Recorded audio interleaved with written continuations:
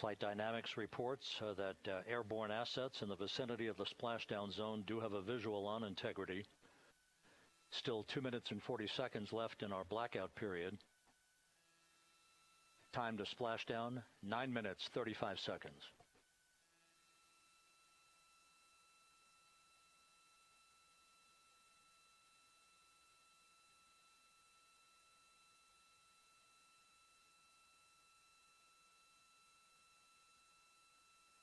Multiple airborne assets as part of the recovery team all have visuals on integrity.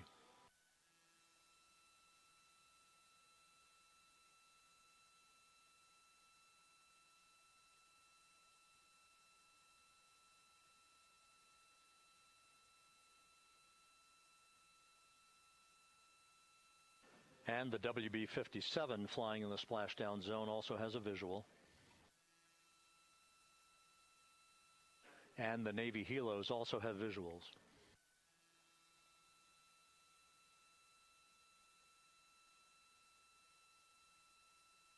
We're still in the blackout period. Still do not have communications from the crew.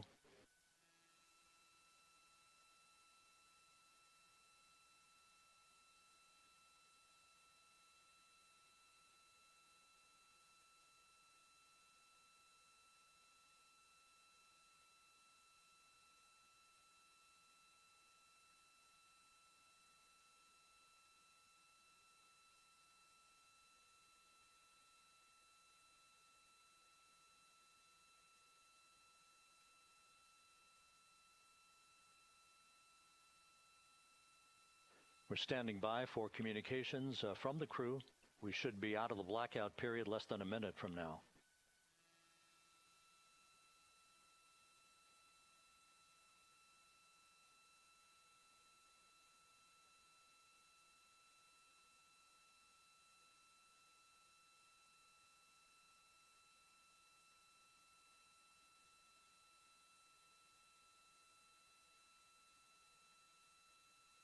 We are now processing data from integrity.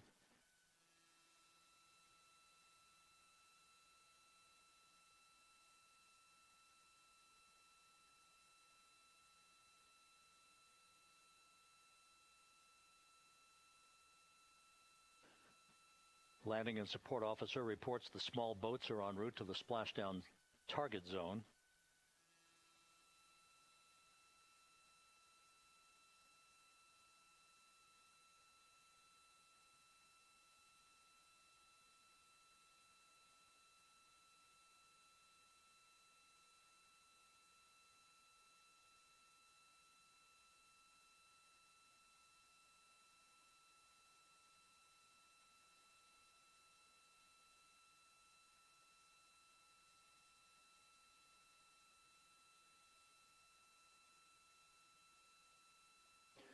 Passing through 150,000 feet, our trajectory is perfect. We're getting intermittent views of integrity. Still waiting to establish voice communication.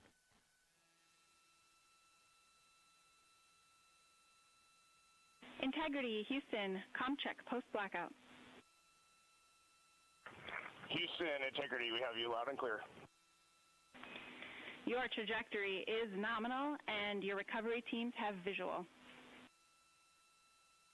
Guidance looks good.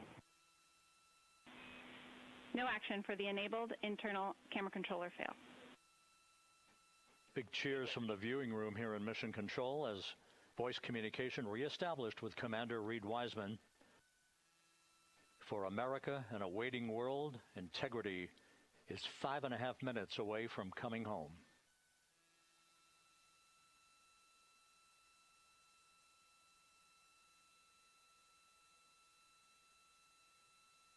Passing 100,000 feet now. Range to splashdown 19 nautical miles.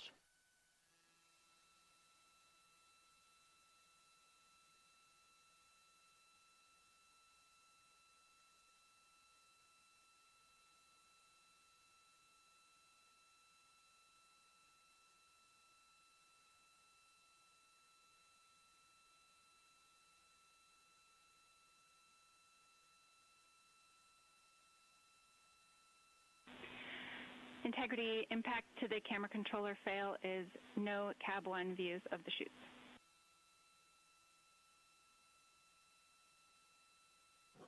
Integrity. We're processing good data through the GPS system. A good view of integrity, time to splashdown 4.5 minutes.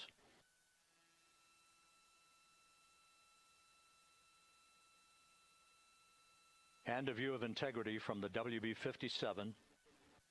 We're at 50,000 feet.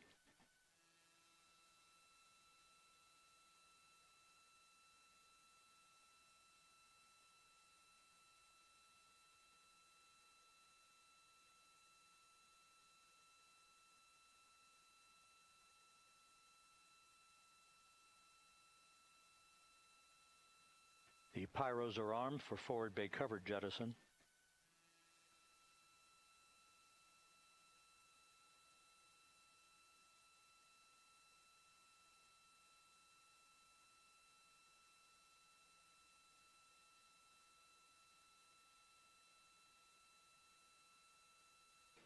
And there go the first series of parachutes, and we're on drogues. And Houston, we're visual 2 drogues out the window. 2 good drogue chutes. Next up, We copy, we see them.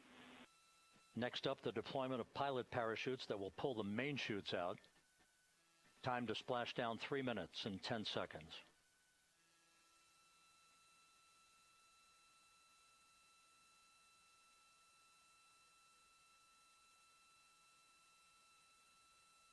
Perfect descent rate according to flight dynamics. Good rates on 2 drogues. We see the same on board.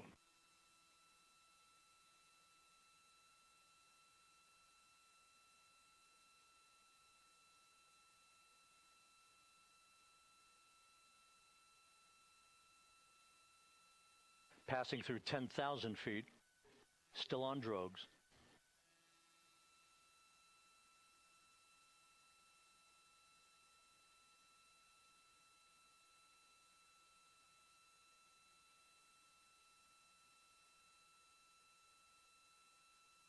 Main chute deploy. We're at 5,000 feet.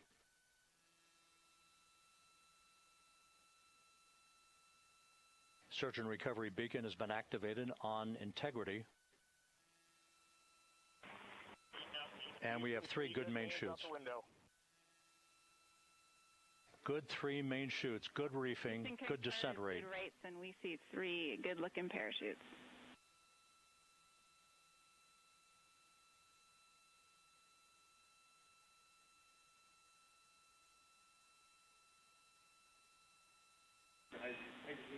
Integrity. Cabin pressure indicates no need for hydrazine checks.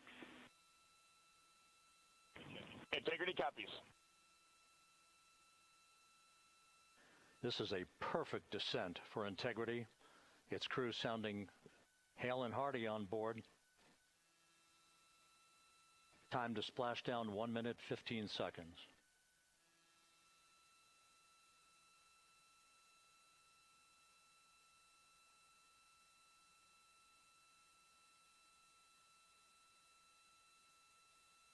Integrity about to complete a journey spanning 694,481 miles from its launch from the Kennedy Space Center back on April 1st, and a trip around the moon.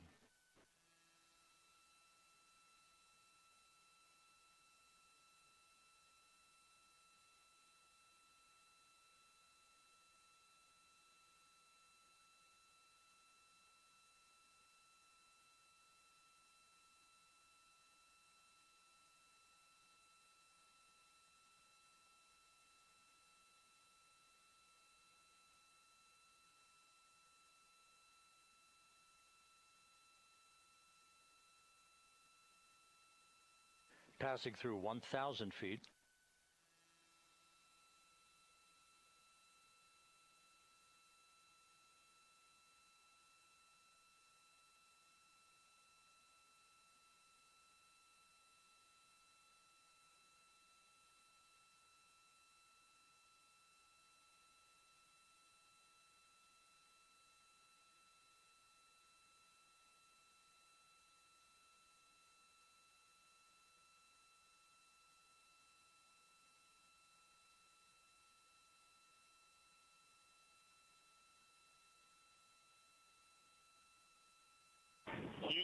Integrity, Splashdown, sending post-landing command now. Splashdown confirmed. Copy Splashdown, waiting on VLDR. Splashdown confirmed at 7:07 p.m. Central Time, 5:07 p.m. Pacific Time. From the pages of Jules Verne to a modern-day mission to the moon, a new chapter of the exploration of our celestial neighbor is complete. Integrity's astronauts back on Earth.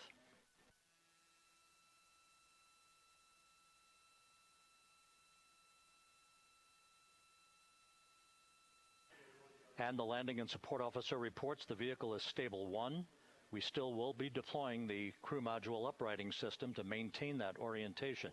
A perfect bullseye splashdown for Integrity and its 4 astronauts.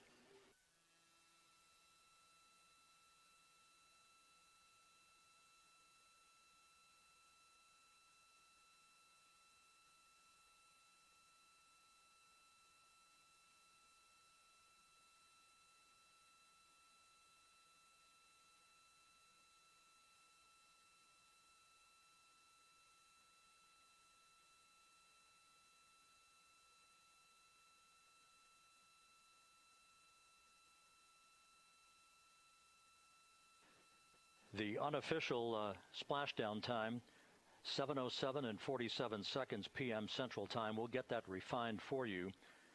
That would put the end of the mission at a mission elapsed time of 9 days, 1 hour, 31 minutes, 35 seconds.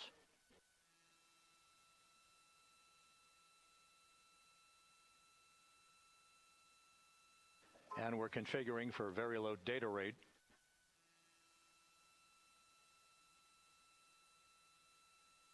Once again, splashdown occurring in the Pacific, southwest of San Diego at 7:07 and 47 seconds p.m. Integrity Houston, comm check on VLDR.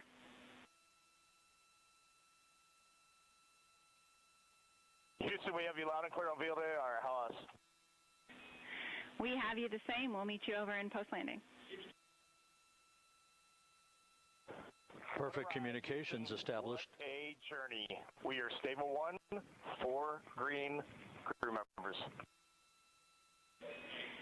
Houston copies all. Reed Wiseman reporting 4 green crew members. That is not their complexion. That is the fact that they're in great condition. That's what that means. So stable 1, upright. The crew module uprighting system is being deployed. The 5 airbags being inflated through helium to maintain the upright configuration for the vehicle. This was a textbook entry and a textbook touchdown for Integrity. Reed Wiseman, Victor Glover, Christina Cook, and Jeremy Hansen back on Earth after a journey around the moon.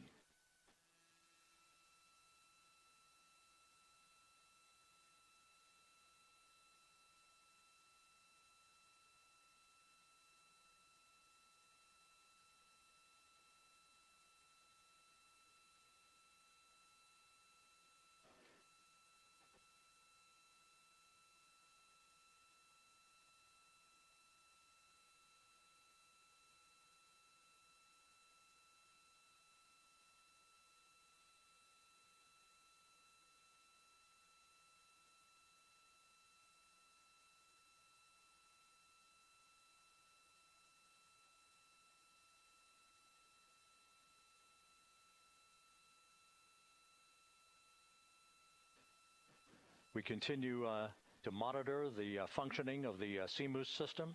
The airbags are being inflated to maintain a stable 1 or upright configuration. And there's a good view from one of the naval helicopters hovering overhead. Reed Wiseman reporting 4 green crew members, meaning they're all in excellent shape.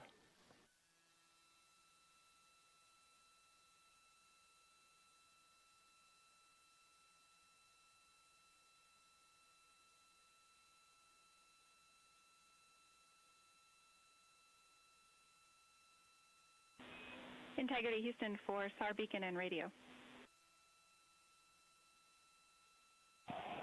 SAR beacon is in for 06, and we're powering the radio now. Go ahead.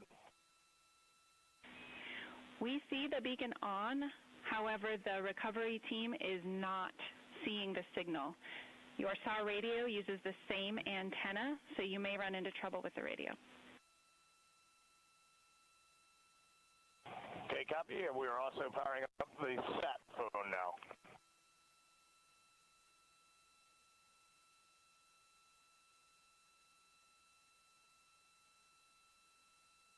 So integrity is in great shape, and as the crew continues its post-splashdown timelined activities on board, Reed Wiseman once again reporting that all 4 crew members are in excellent shape. And we have 5 inflated airbags to maintain an upright configuration so that the recovery team can now begin a slow approach to the vehicle. Meanwhile, here in the flight control room, Entry Flight Director Rick Henfling is polling his team of flight controllers for the start of powering down the vehicle after a thorough systems check. We have no toxic gases to be concerned about, so the recovery personnel can approach the vehicle, but not until we have powered down the spacecraft. That's expected to take a few more minutes.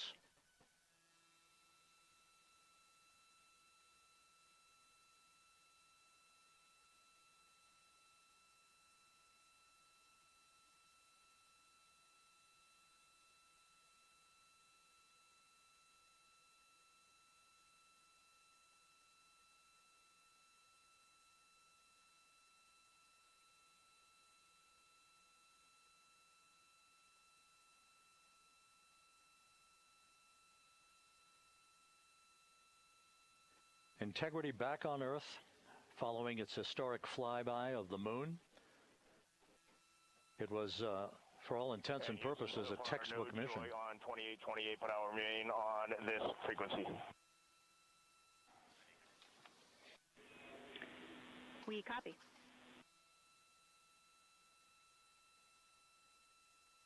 Reed Wiseman indicating some trouble with the SARSAT phone on board. But that's not an issue. What is more important is that the vehicle is solid. No issues as we begin the power down of the vehicle to begin the recovery process.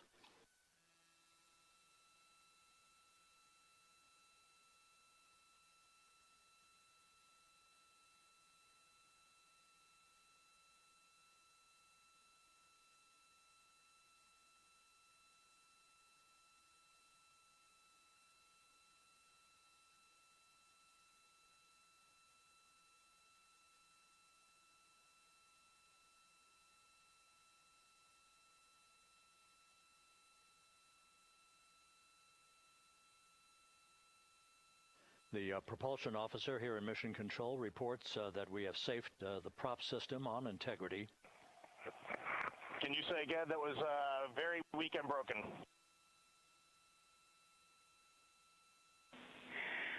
Integrity, Houston did not call.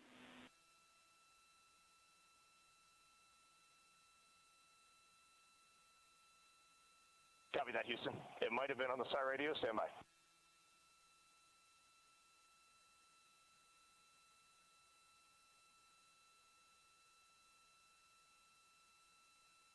All of the milestones were executed in perfect fashion.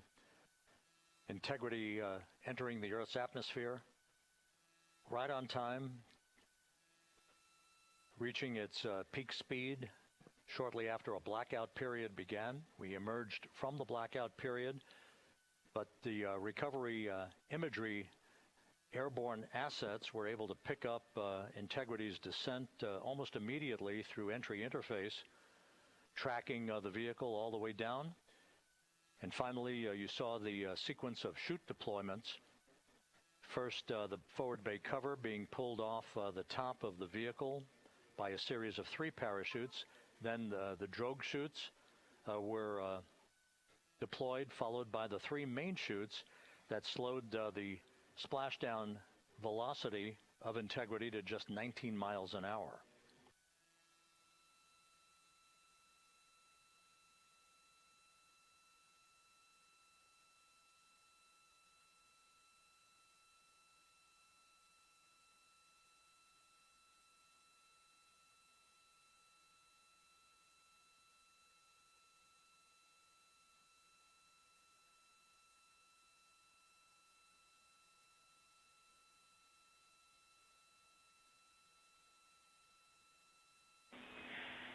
Integrity Houston, with no joy on SAR and SAT phone, we'd like you to command an additional 15 minutes for a total of 30-minute power down delay.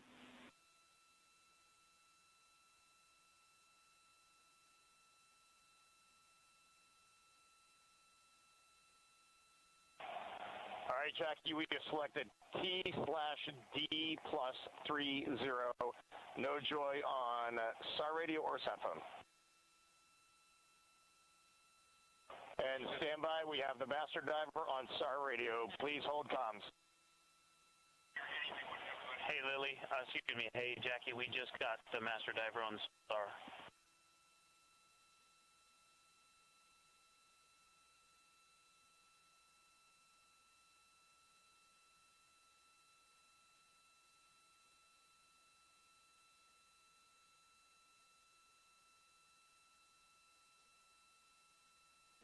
A good view of one of the fast boats. Integrity Houston, if you are happy with your comm with Master Diver, you can go back to the 15-minute power down.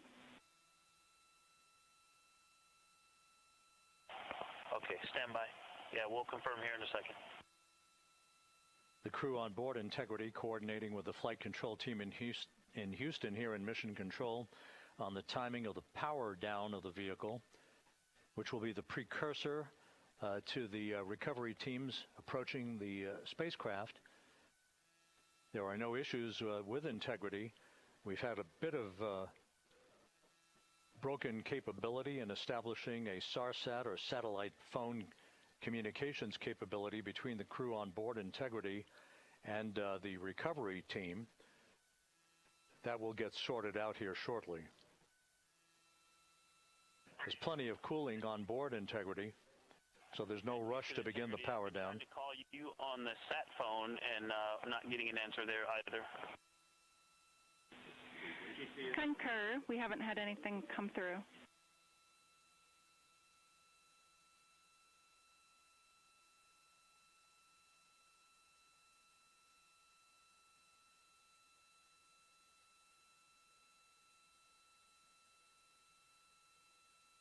And Houston, if you could relay to recovery that we hear them, but it does not appear as though they are hearing us.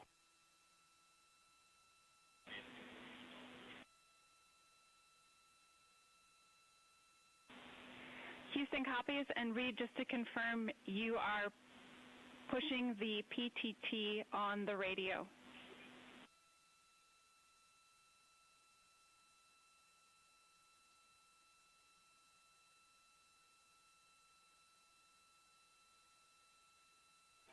So as we continue to sort out the communications between Integrity and the recovery teams, we are standing by for the initiation of the power down procedures that, as you see, the recovery teams are moving towards the side of the capsule. The next major event will be the erection of that large inflatable raft called the front porch. That will be the port of call for the crew as they're being extracted one by one from the vehicle.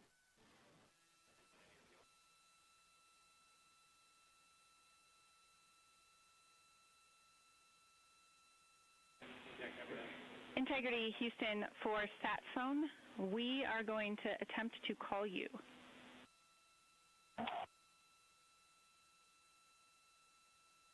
Good idea, standing by.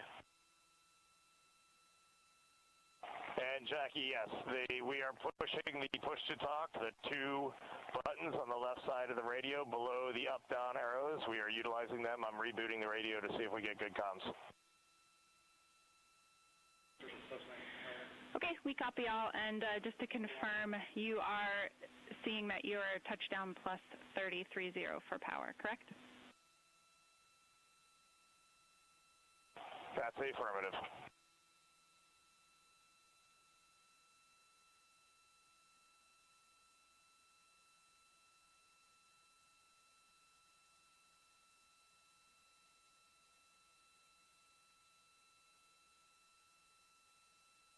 We are trying a backdoor approach to have Mission Control here call the crew on their satellite phone.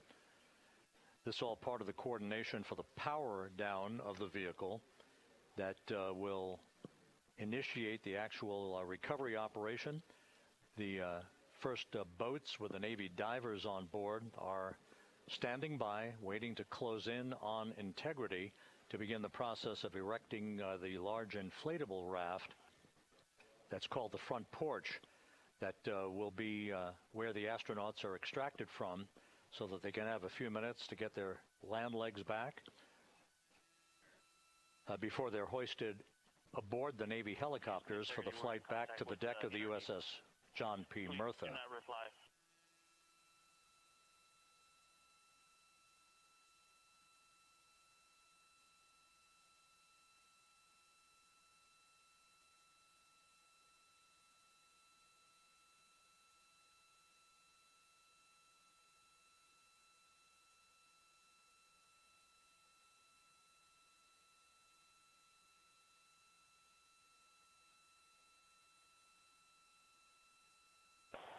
And Houston, please don't reply. NRD, very weak,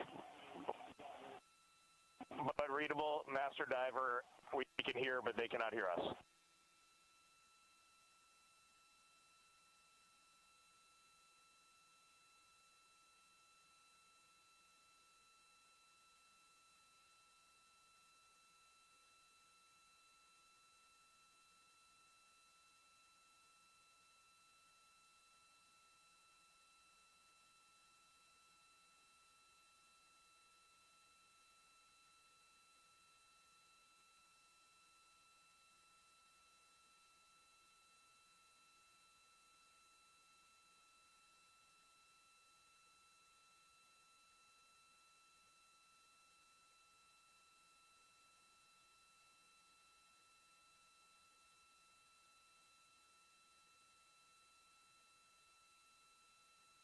And Houston on OE1, is there any chance to tie us into NRD?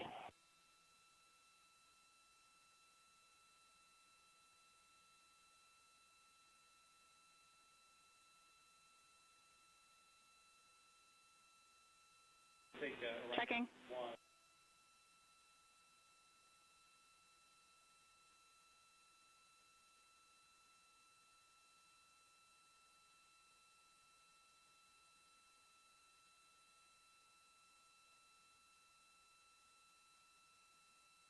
This is Mission Control, Houston. While we stand by for the establishment of communications between Integrity and the recovery team that is basically standing by very close to the spacecraft, we're going to go to the deck of the USS John P. Murtha, where Megan Cruz is standing by with Administrator Jared Isaacman.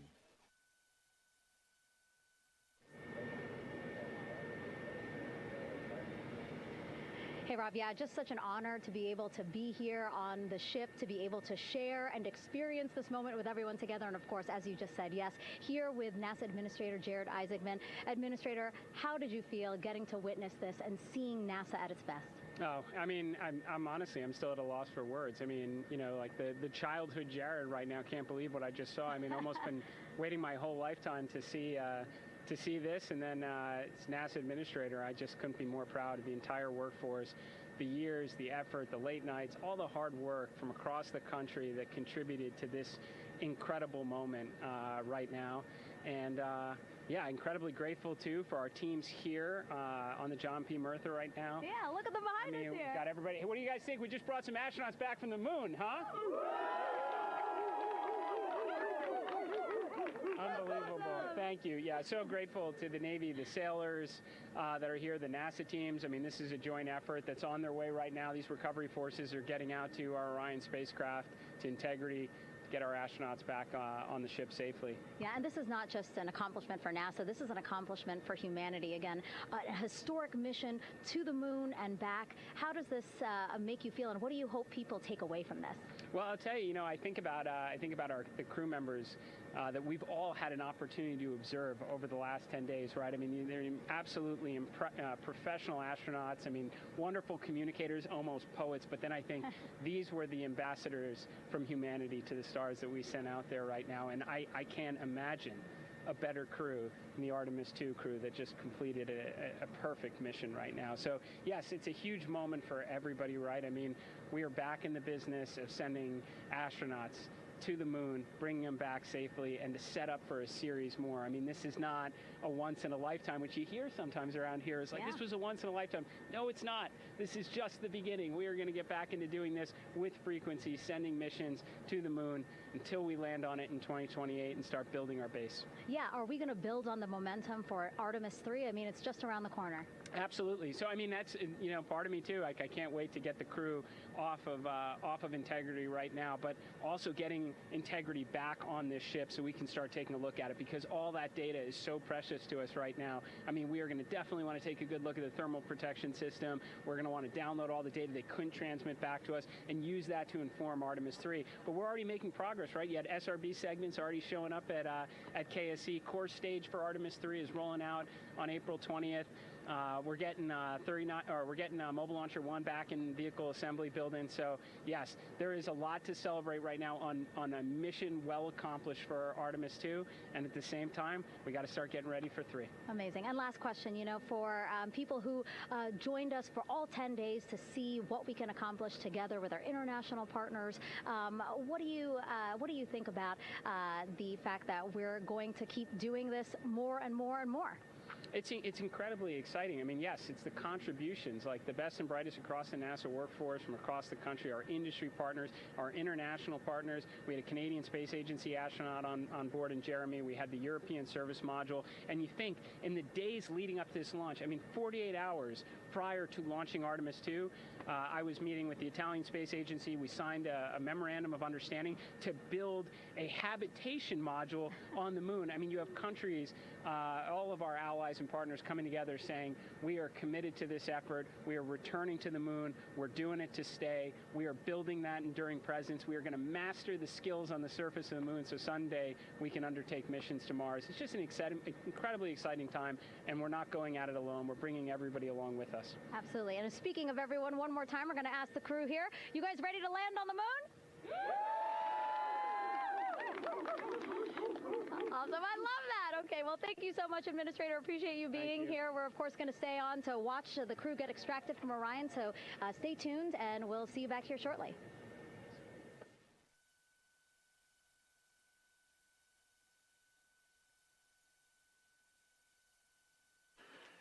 Thank you, Megan, and thank you, Administrator Isaacman.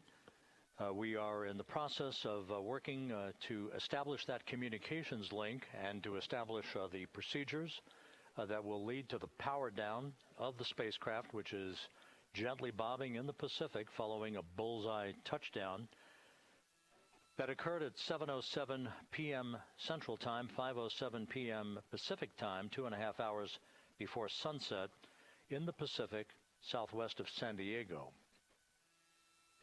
We have once again heard from the crew during that interview opportunity with the administrator, and we have 4 healthy crew members on board.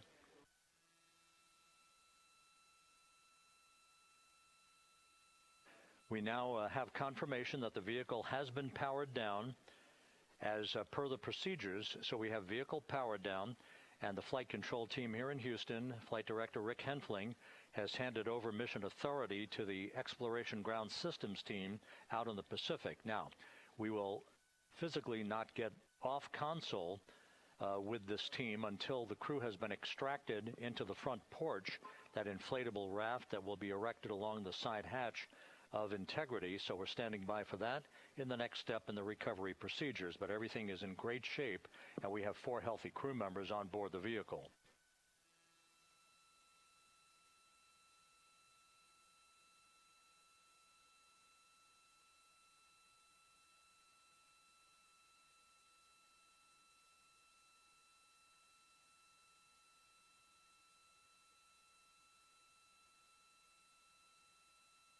All of the entry events went by the book, no issues, perfect trajectory for Integrity that was culminated with one final raise burn to improve the angle of attack for the vehicle as it entered the Earth's atmosphere. All of that flight dynamics computation worked like a charm.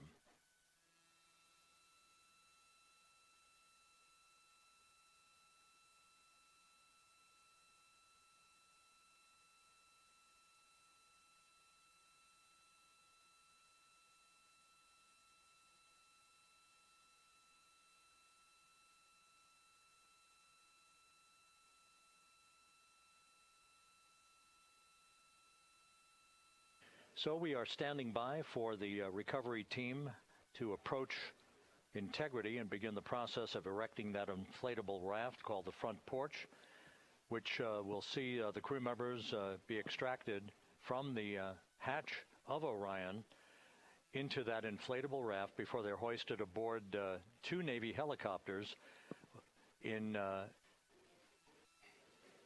variety of different configurations. Each crew member will be hoisted in sequential fashion, in alternating fashion, two crew members for each helicopter before they turn around to head back to the John P. Murtha. Once on the deck of the ship, they'll be brought into medical bay for comprehensive medical exams. But Reed Wiseman has reported several times that the crew is in excellent shape.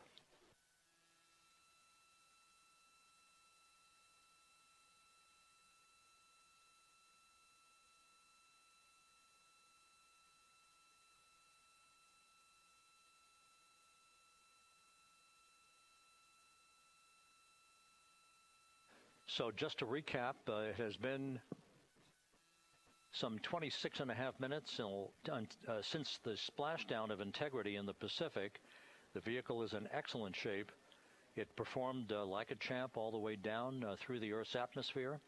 All of the vehicle functions were checked off in excellent trip hammer fashion. The parachutes all deployed as planned. Splashdown occurring at 7:07 p.m. Central Time, 5:07 p.m. Pacific Time.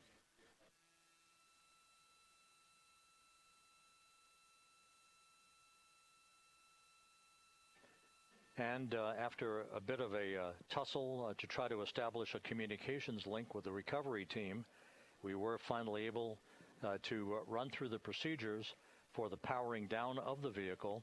We've handed over mission authority to the Exploration Ground Systems folks out in the Pacific, and the recovery team will be approaching the vehicle shortly to erect the inflatable raft called the front porch before opening the hatch to integrity to bring the crew members onto that raft before they're hoisted onto two Navy helicopters, two crew members for each helicopter, before they're flown back to the deck of the USS John P. Murtha.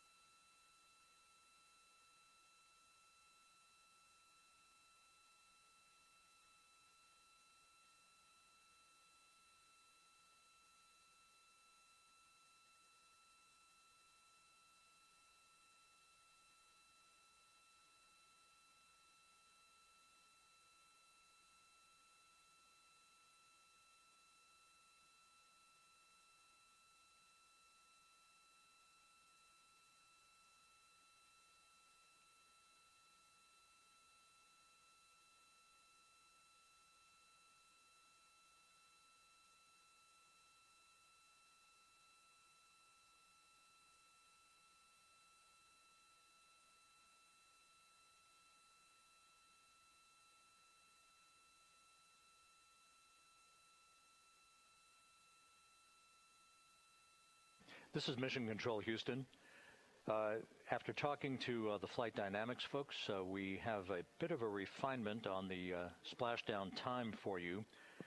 Their computation shows a splashdown time of 7:07 and 27 seconds p.m. Central Time, 7:07 and 27 seconds p.m. Central Time.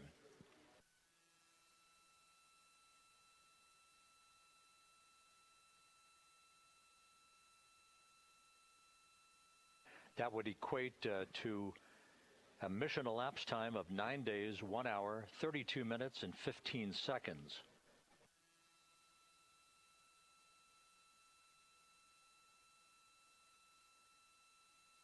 Once again, from Flight Dynamics, a splashdown time of 7:07 and 27 seconds p.m. Central Time. That would equate to a mission elapsed time of 9 days, 1 hour, 32 minutes, and 15 seconds.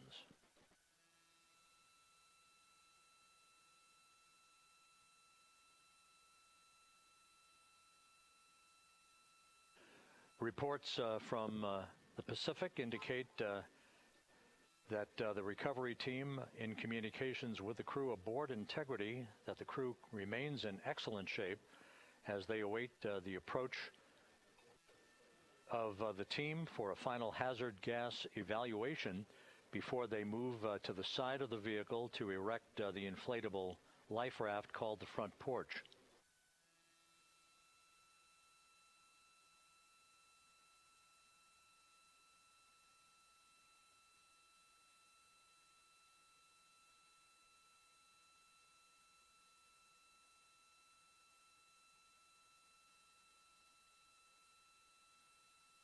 Again, no issues with Integrity. The vehicle is powered down.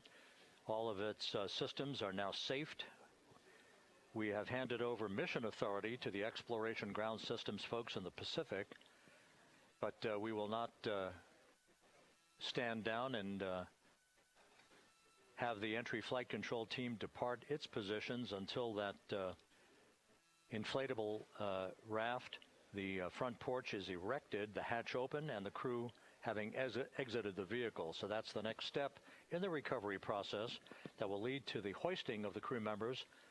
For 2 crew members for each helicopter, they'll be hoisted to a pair of Navy helicopters that will then fly a short distance back to the USS John P. Murtha.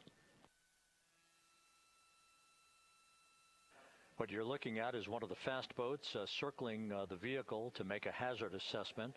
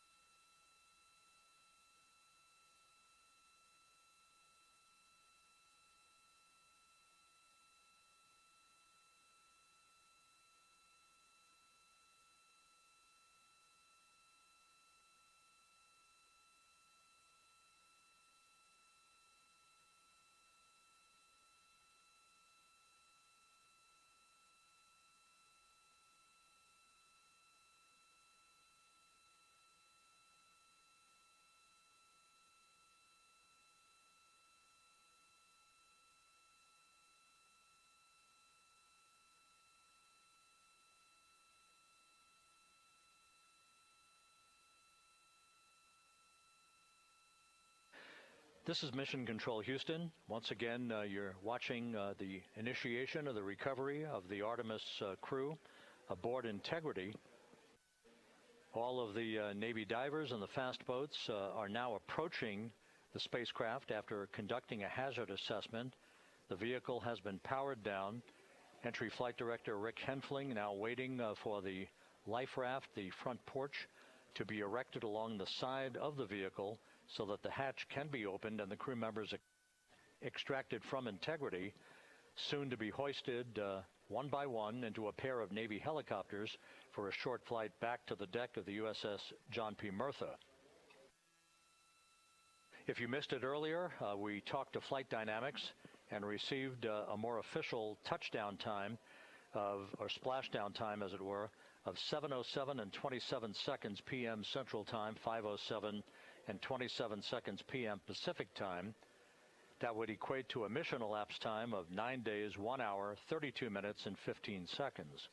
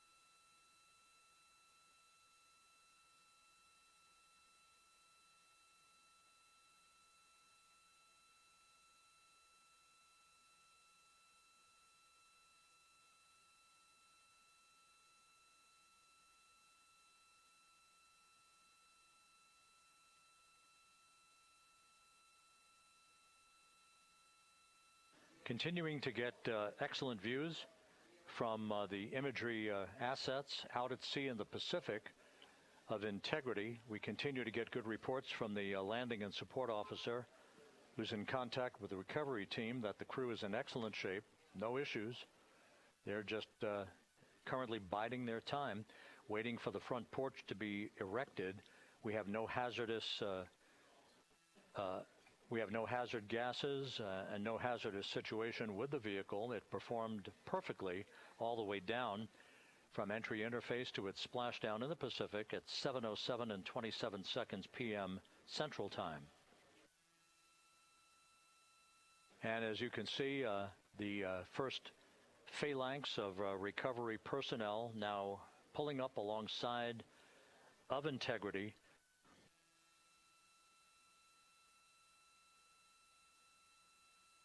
This includes Navy divers, a Navy flight surgeon, and other recovery personnel who have trained for several years for this recovery process.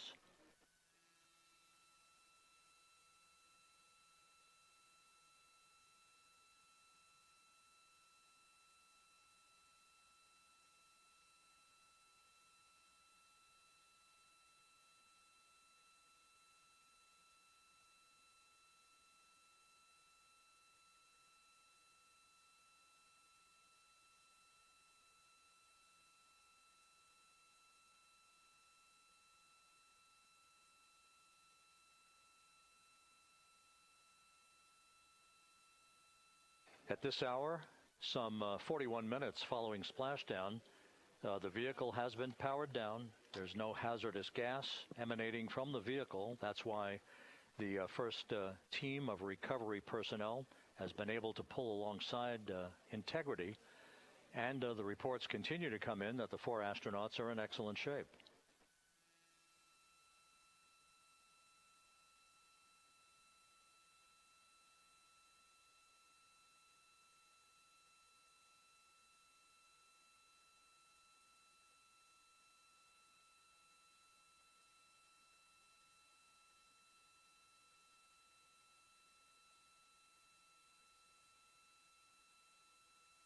Yes.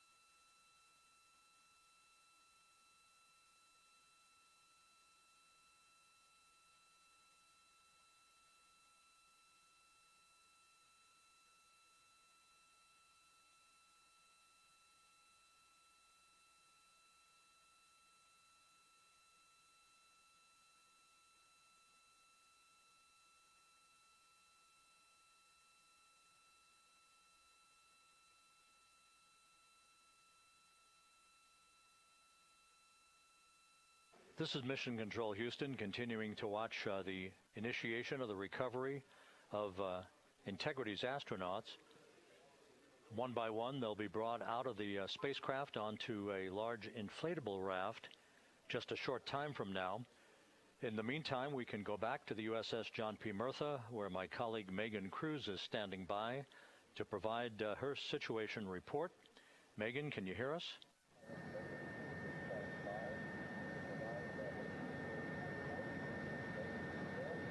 Hey, Rob. Yes, I can hear you. Thank you. Yeah, we're back here on the bow of the recovery ship where there are still plenty of people peering out into the water. We are not very far from the action everyone is seeing on their screen now. The Orion spacecraft, Integrity, in the ocean, surrounded by a number of recovery boats.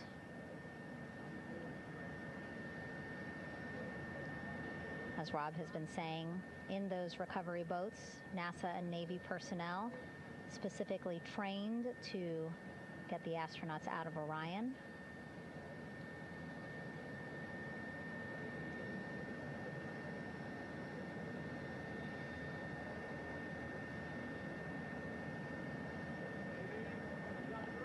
In some of our wide shots, you can probably see that there are 6 boats out in the water. More than 40 people out in the water right now on those boats.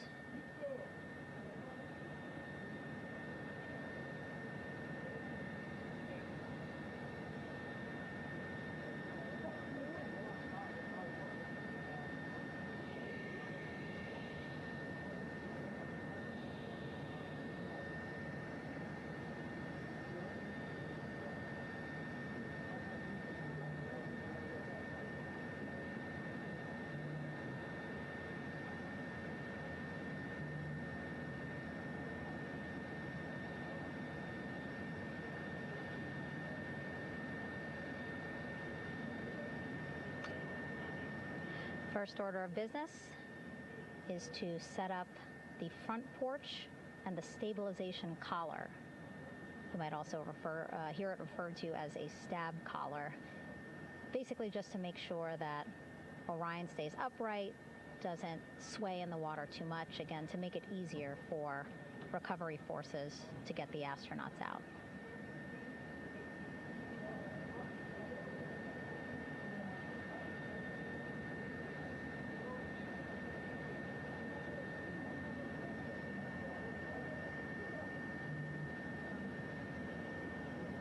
Again, we splashed down to the Pacific Ocean just after 5 p.m. Pacific time here.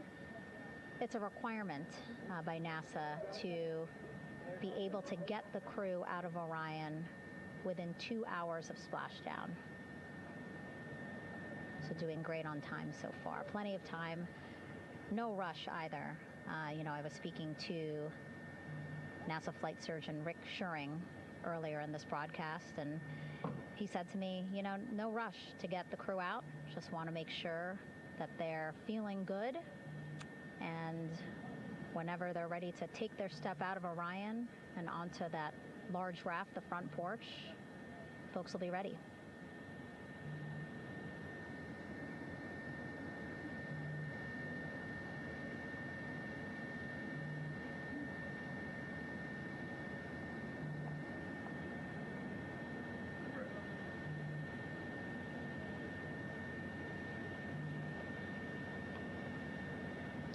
And as there are mission audio loops in Mission Control in Houston, there is a mission audio loop here on the ship, and it was just reported out that the side hatch is open. Side hatch of integrity is open. You're getting these beautiful shots from our aerial assets. The ship itself, where I'm on, just 3,000 yards away. Again, plenty of people on the boat here, glued to the side closest to where they can see all this action. And again, with just 3,000 yards separating us, great views from the bow here. You can see now that side hatch is open. One of the Navy personnel is about to get inside there.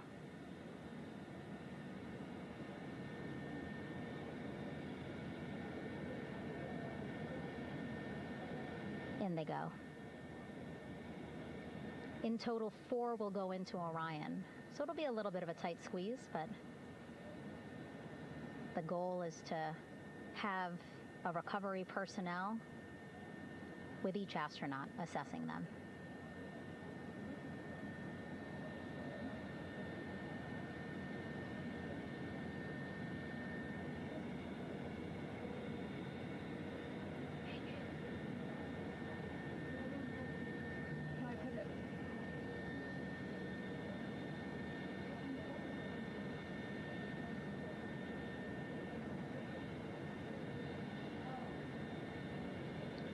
Boat's getting closer now. Again, that one that's right up against Orion, those are the divers that will go in to the spacecraft to check on each of the astronauts. These other boats will begin doing a number of things, putting on that stabilization collar onto Orion, building that front porch. Eventually, they will retrieve the parachutes, as well as tow Orion back to the well deck of the recovery ship here.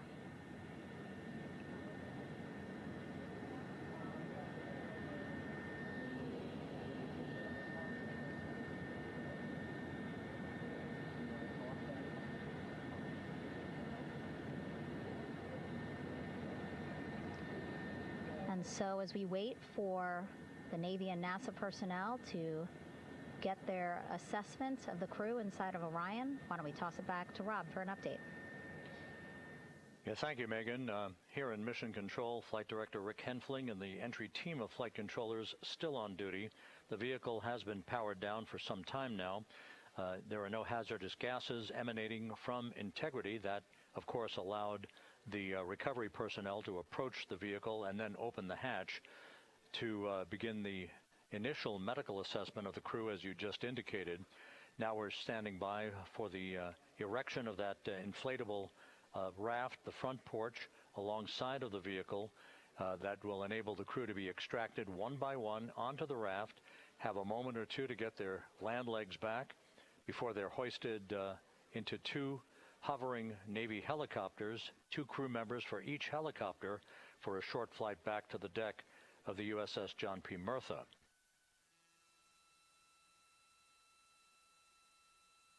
All of Integrity's systems operated flawlessly throughout the course of the approach to the Earth, the entry into the Earth's atmosphere, and all of the key milestones that followed in this high-speed return to Earth for Integrity, a mission that spanned more than 694,000 miles from the vehicle's launch from the Kennedy Space Center atop the Space Launch System back on April 1st.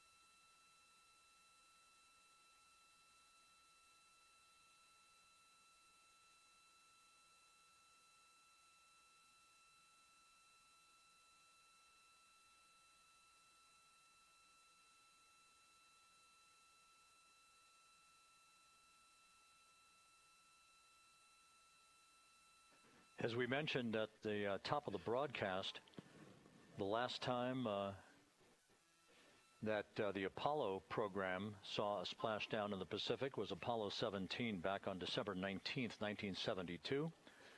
So for the first time in some 53 and a half years, we have reenacted that with the arrival of Integrity's astronauts as they flew around the moon in that historic lunar flyby that began with a trans-lunar injection burn that took them out of Earth orbit following 24 hours of a high Earth orbit trajectory.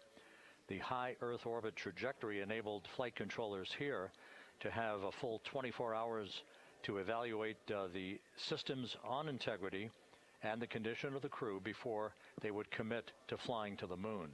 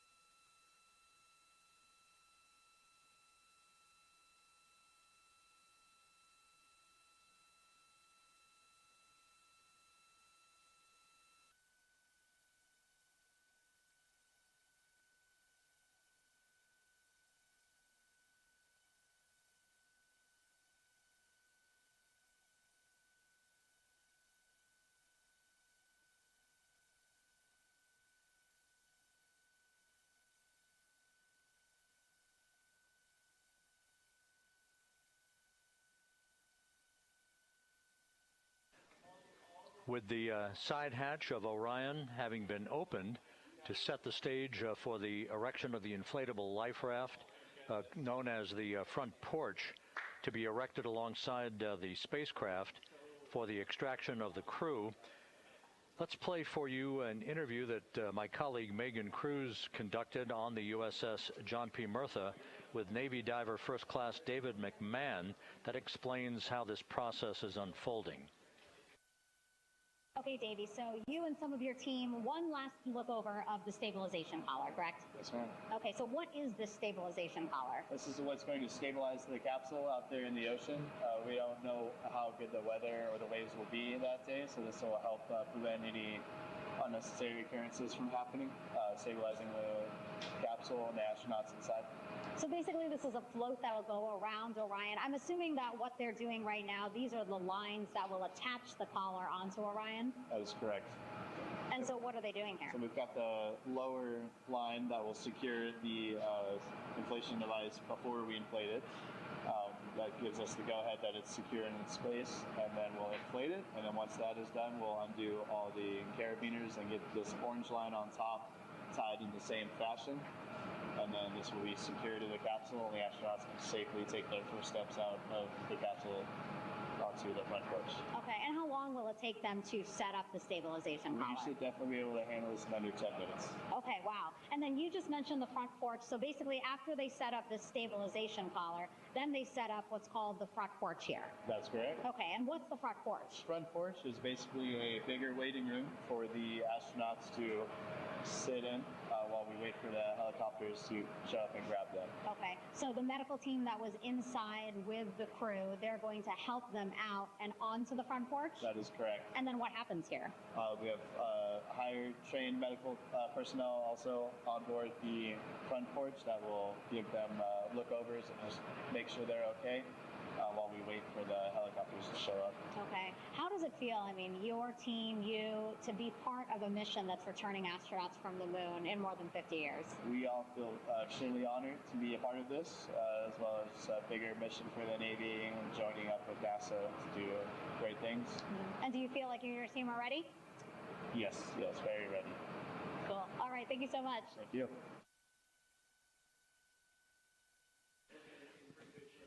Once again, the recovery operations are continuing out in the Pacific.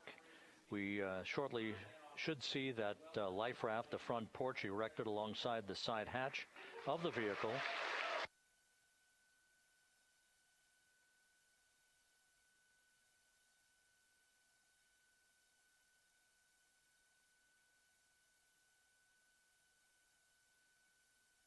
A number of flight controllers have come into the flight control room to receive congratulations from Entry Flight Director Rick Henfling.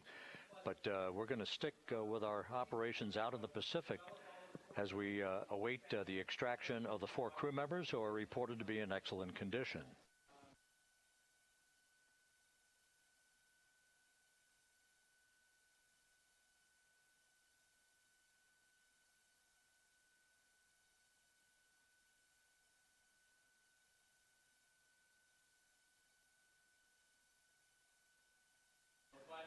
Again, while we stand by for that front porch to be erected alongside of the side hatch of the vehicle, let's go back to the USS John P. Murtha and Megan Cruz. Megan?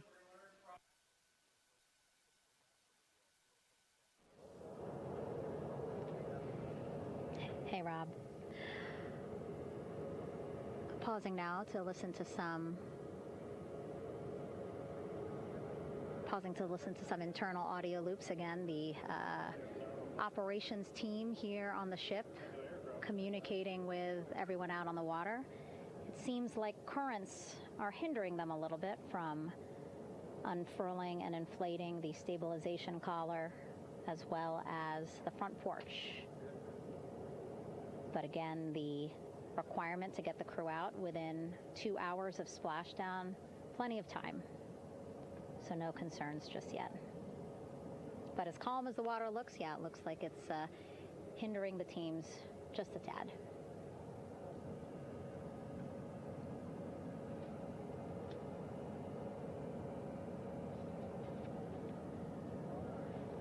You can see in some of our shots that side hatch still open.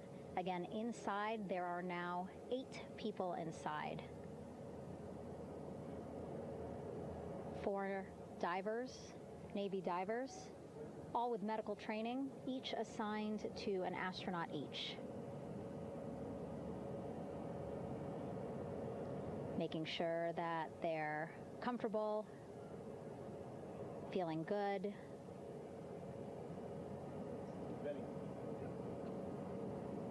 As you've heard us say in the broadcast, you know, they expect a little bit of discomfort. Again, these astronauts just traveled back to Earth at 25,000 miles an hour, a nearly 695,000-mile journey around the moon. If you think you get carsick.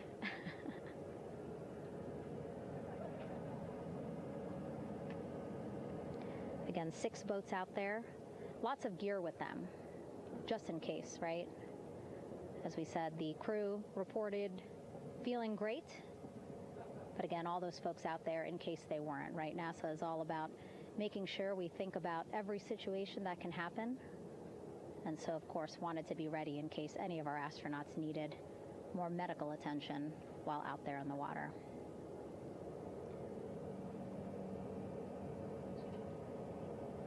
You see now teams, again, trying to set up the stabilization collar and front porch for the crew to get out of Orion. They need both, right? The stabilization collar will keep Orion from swaying as you see it is doing now.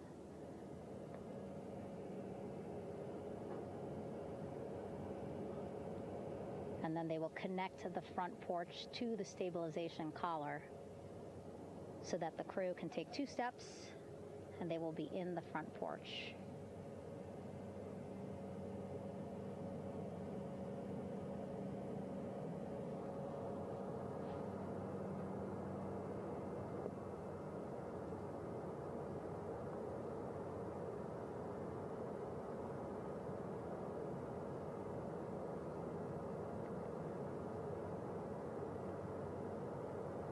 Not a lot of chatter on the mission audio loops. That's a good thing. Again, things proceeding pretty nominally, even if they're fighting some currents out there on the Pacific Ocean.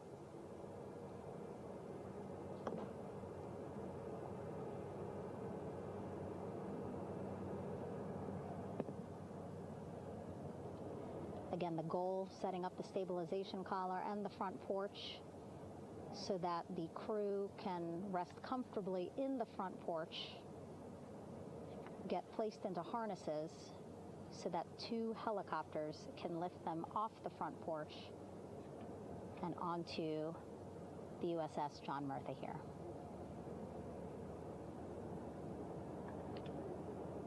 The helicopters are going to take turns picking up an astronaut. So again, Helo 1 and Helo 2.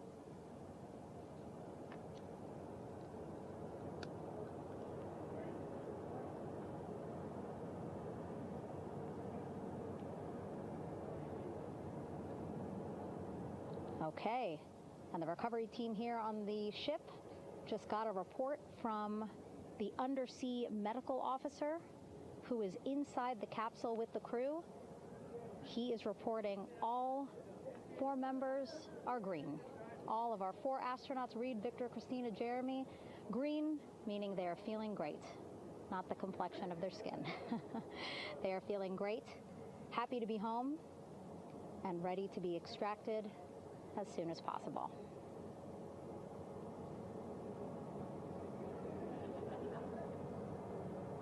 And so, as I was saying, we have 2 helicopters circling the activity you're seeing on the water right now. Each will take turns picking up an astronaut. So Helo 1 will come on in, hover above the front porch, about 40 feet above the front porch.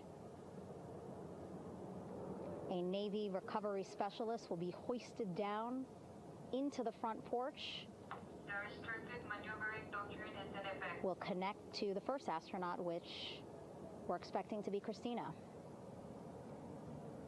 And then Helo 2 comes around, picks up Jeremy, while Helo 1 stays above head, and then Helo 1 will come back in for another astronaut, and then Helo 2 for the last astronaut, and then back to the flight deck here on the recovery ship.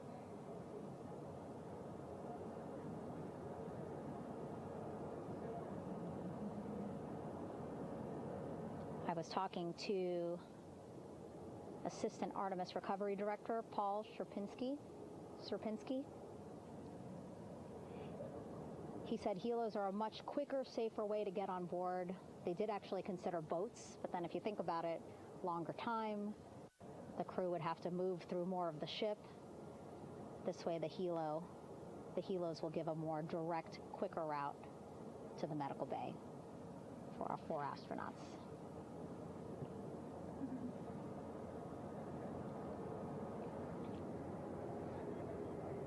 Beautiful shots from our aerial and imagery teams.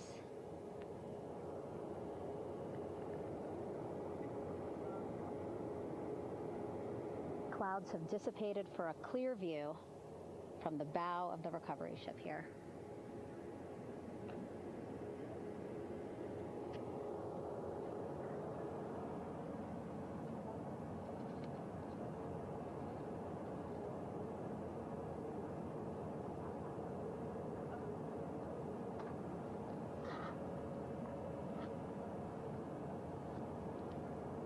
You can still see divers in the water there. Encircling Orion, that is that stabilization collar we've been telling you about. As you saw in that interview just a few minutes ago, they have to first connect it to Orion, and then once it's secured onto Orion, they can inflate it, and then they'll further secure it with other harnesses and lines.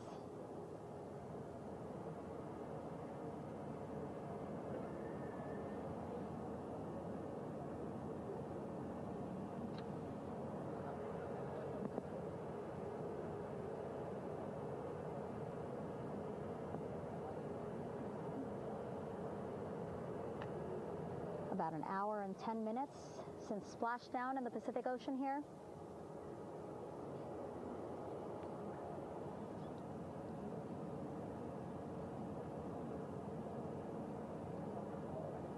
Reed, Victor, Christina, and Jeremy back home after a history-making mission to the moon and back.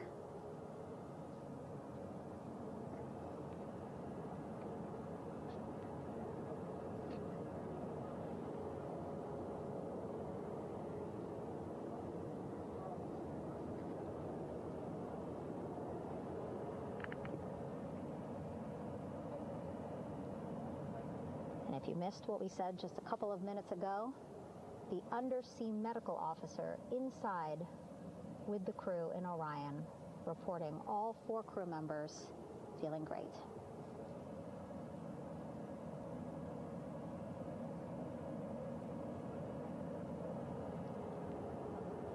Progress being made there on the stabilization collar. It looks like they are beginning to inflate it.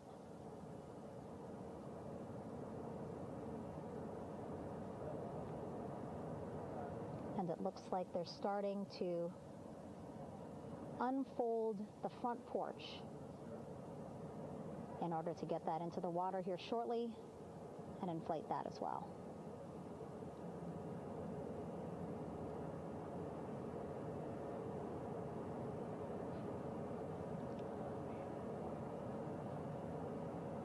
Again, more than 40 people out in the water right now.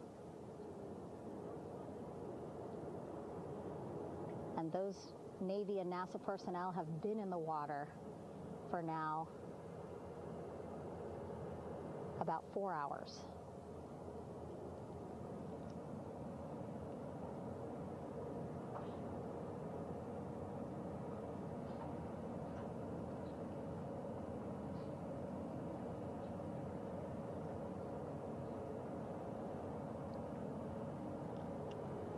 The reason why they had to get out so early is just to stage everything. And actually here on the ship, when there are flight operations happening, you can't have anything else, right? Just because the flight deck can be a dangerous place, so they just want to focus on planes coming and going from the ship, so that's why they wanted to get the boats in the water to make sure that they have all the time they needed for the flight ops.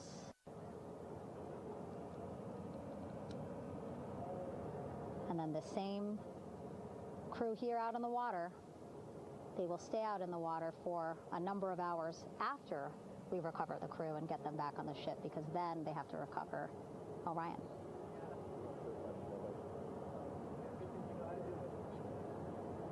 All right, that stabilization collar looking good around Orion. We're now seeing some recovery personnel getting on to that collar. Again, they need to further attach it to Orion to make sure that it can really prop up the spacecraft. It's basically lifting it up off of the water just a tad. Again, so it's not so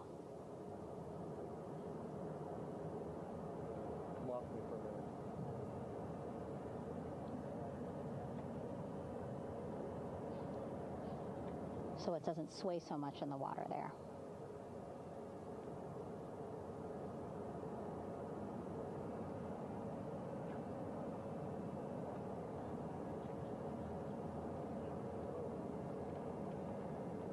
And now that front porch looks like it's nearly fully inflated as well. You can see a much larger surface area.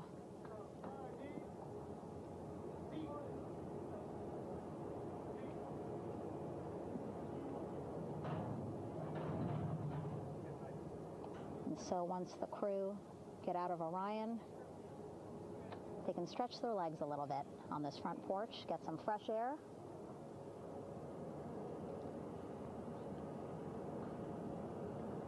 And enjoy this beautiful day here on their home planet.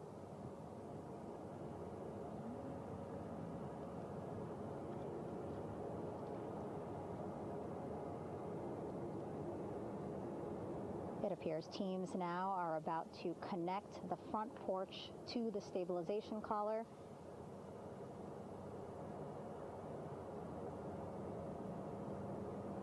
And at that point, when both are secure, we should soon see astronauts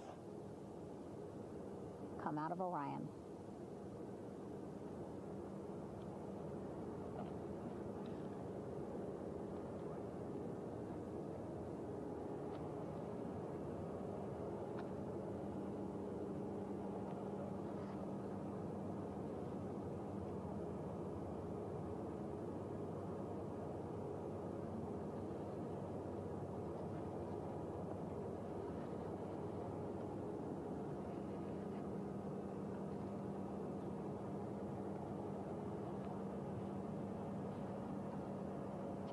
All these views you see also being fed to the Landing Force Operations Center here on the ship.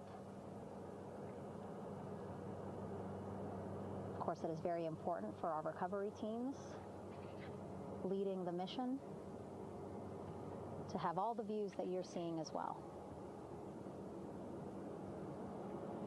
Again, listening to their communication loop here on the ship. Very quiet, which is a good thing. It means things are going pretty nominally, meaning as expected.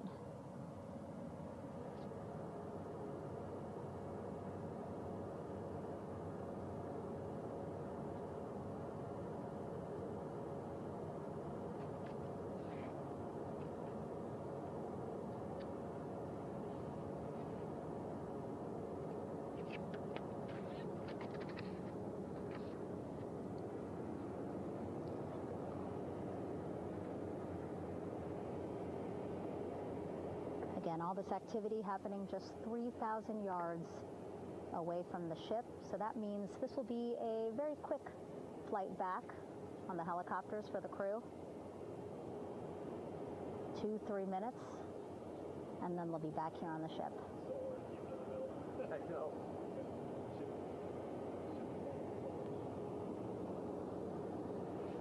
Okay, saw a thumbs up from one of the personnel on the front porch. It looks like they are now getting ready to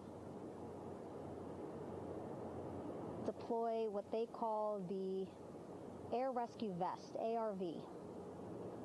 And so this is the harness that each crew member will get into in order to be hoisted into the helicopters.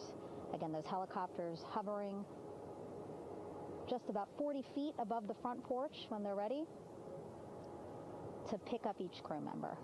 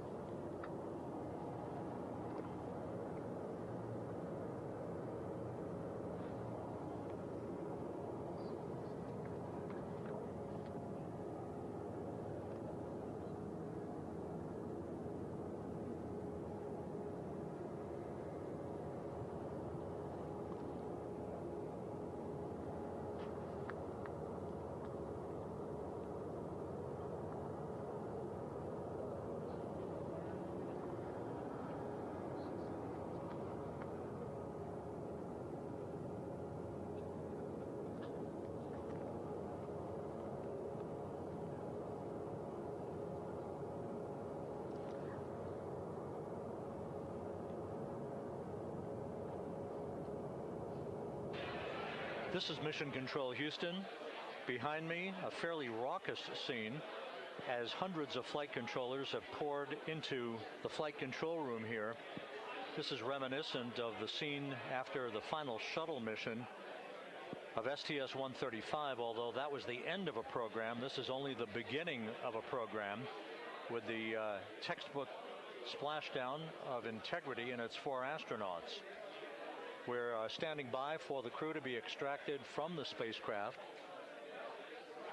Entry Flight Director Rick Henfling invited all of these flight controllers who have contributed to this mission to enter the flight control room to have an opportunity to receive well wishes and to share the mutual glow that exists in the wake of a textbook mission for integrity. On the front screen here in Mission Control, a sign that says "Welcome Home Integrity," taking humanity back to the moon, going further, and returning safely to Earth. So all of that jubilation, part of the post-splashdown activities, even as we await the crew being extracted from the vehicle to be hoisted onto Navy helicopters for the trip back to the USS John P. Murtha.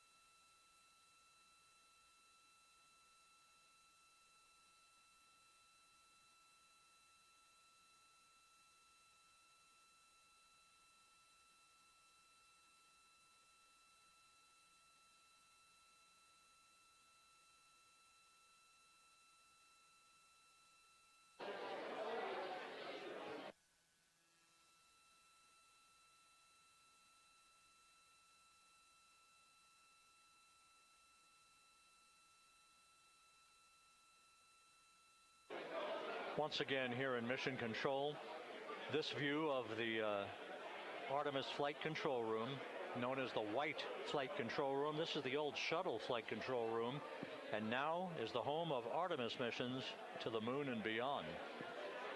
Once again, quite a few flight controllers were invited in by Entry Flight Director Rick Henfling to share in the jubilation following the successful splashdown of integrity. That splashdown occurring an hour and 22 minutes ago, as we stand by for the completion of the extraction of the crew, and ultimately their hoisting onto Navy helicopters for a short flight back to the USS John P. Murtha.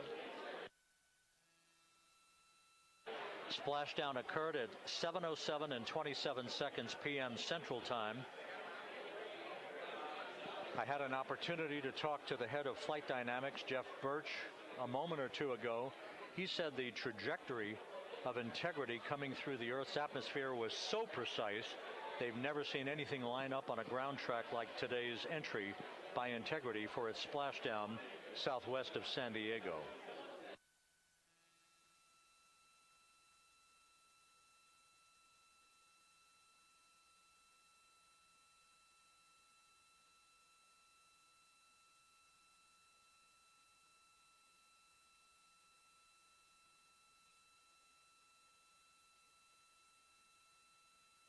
And the initial, you can hear it.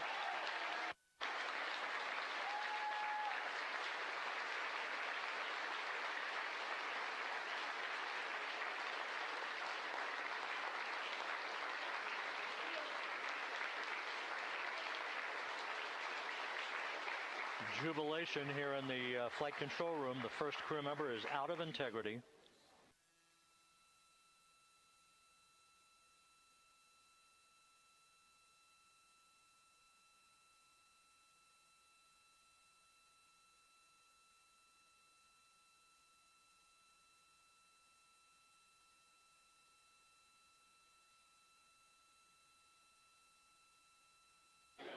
We are expecting the other crew members momentarily to be extracted.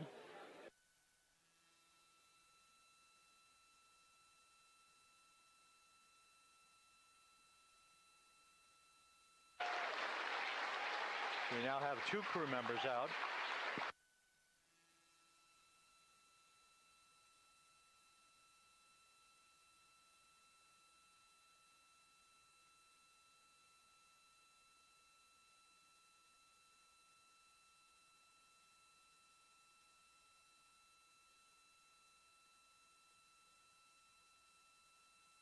Two crew members out, 2 to go.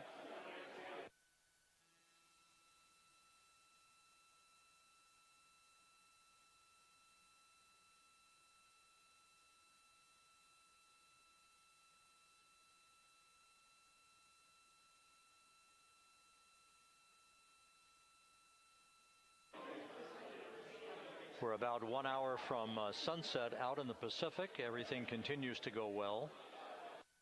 Integrity's systems function perfectly during its entry back to Earth. And Reed Wiseman, the commander who will be last out of the vehicle, reported that all the crew members were feeling very well.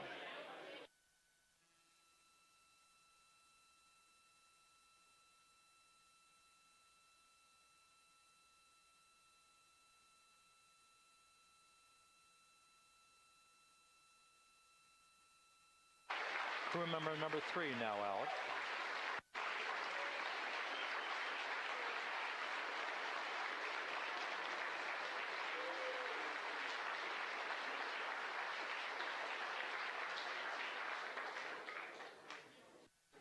And now standing by for the commander, Reed Wiseman, who will be last out of his ship.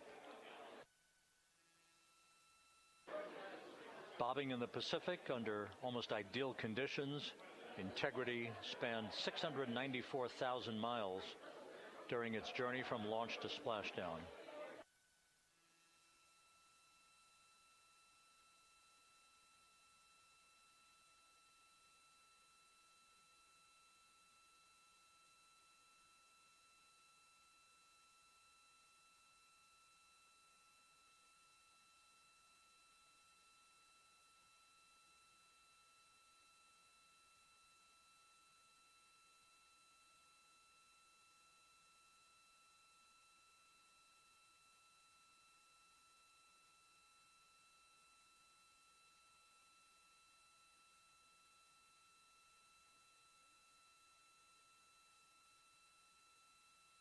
And we now have Reed Wiseman out of the vehicle, all 4 crew members now out of Integrity.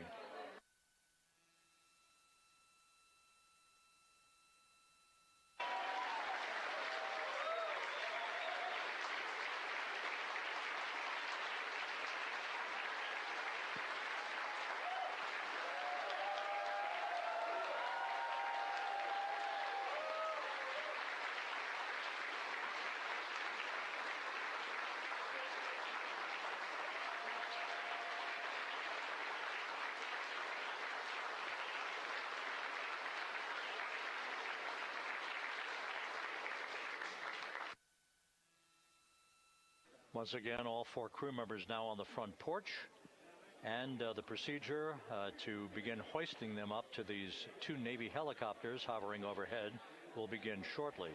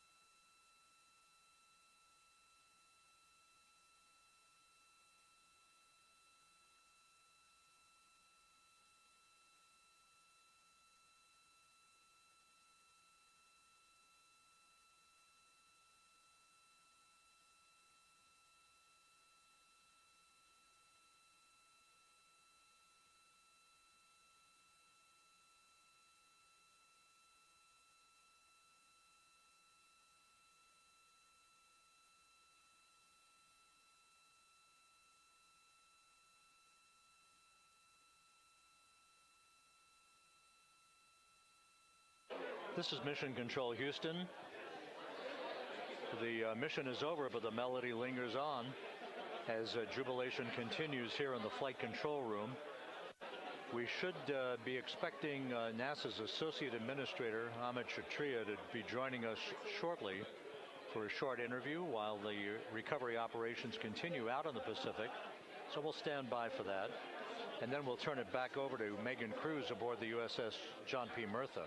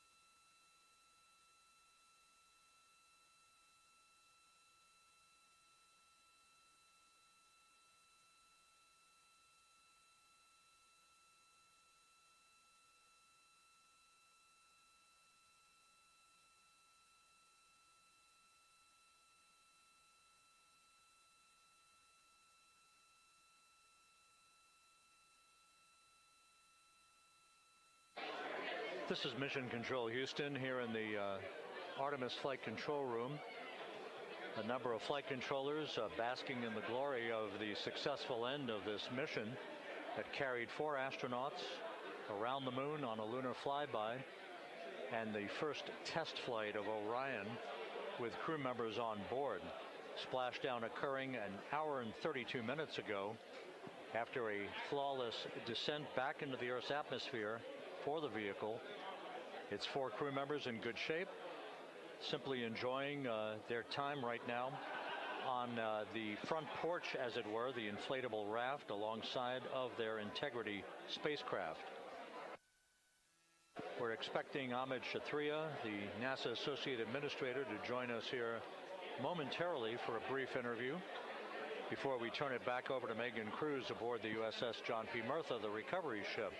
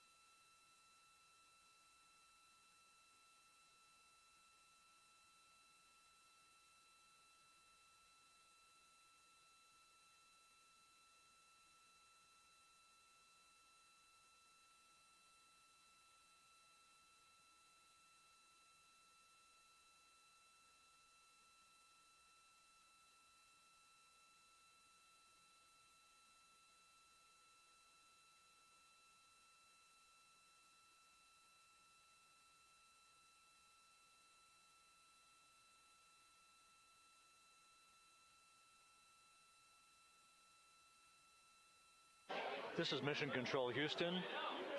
We're about an hour and 34 minutes since the textbook splashdown of integrity in the Pacific to bring home our astronauts. And with us now is Amit Kshatriya, the NASA Associate Administrator. Amit, a little bit of history made tonight, a little bit of history made over the past few weeks. Your thoughts as this team here basks in the glow of what they just accomplished. Yeah, Rob, we're here in the control center, and it's kind of overrun with jubilant folks in the Mission Control Houston, as well as engineering, and folks that just want to be here, part of it, as we watch our crew get extracted from the vehicle. And, you know, my thought is always about these teams, the team that's in the water right now, pulling the crew out, the team here in Houston that worked so hard over the last 10 days, no sleep to get this done. You know, we still have some work to do to get the crew to the med bay here on the ship. They all look great coming out, so hopefully that won't be too long. You know, I think we saw the administrator on the boat too, giving his thanks to the Navy team on the Mirtha, which they're just an incredible group of sailors. I was able to visit with them a couple weeks ago. And then if you pull it all the way back to the workers and the folks that joined the rocket at Michoud, that made the heat shield tiles, that held together tonight, that stacked the vehicle in Florida, that integrated the vehicle in Denver, that fired the engines in Stennis, that fired the boosters in Promontory. I mean, this is the entire team, you know, coming together and being tested by the environment that this machine went through, and they did it right. The work was good. They did it right. You've said in a number of briefings, of course, and in other forums that this is just the first step. The cadence has to step up, as the administrator has indicated. Now, it's a little early for the full report card on how integrity did, but did this mission ultimately, from your eyes view, exceed expectations? It absolutely did. I mean, I was waiting to talk about this until we were in the water, and, you know, I think we still have, again, work to do to bring it in and really kind of go through it bolt by bolt and see what we learned. But, I mean, so far, given what we learned during the mission and given how we performed on ascent, on entry, you know, I always think about energy in terms of the states that you worry about the most, and every time we put these machines through these incredibly energetic states that came through. So I'm fairly confident that we made a big step tonight to get us on the path towards the surface. I think the path to the surface is open now. You know, we do have to do all the work, and we'll make sure we talk about that as cleanly as we can. We learned a few things during the mission, but I have to tell you, this was an incredible test of an incredible machine. From an American psyche standpoint, the Empire State Building was lit up red, white, and blue tonight. Our coverage was seen on baseball stadiums around the major leagues. How captivating was this experience for the American people, for the world, in fact, as we returned to the moon?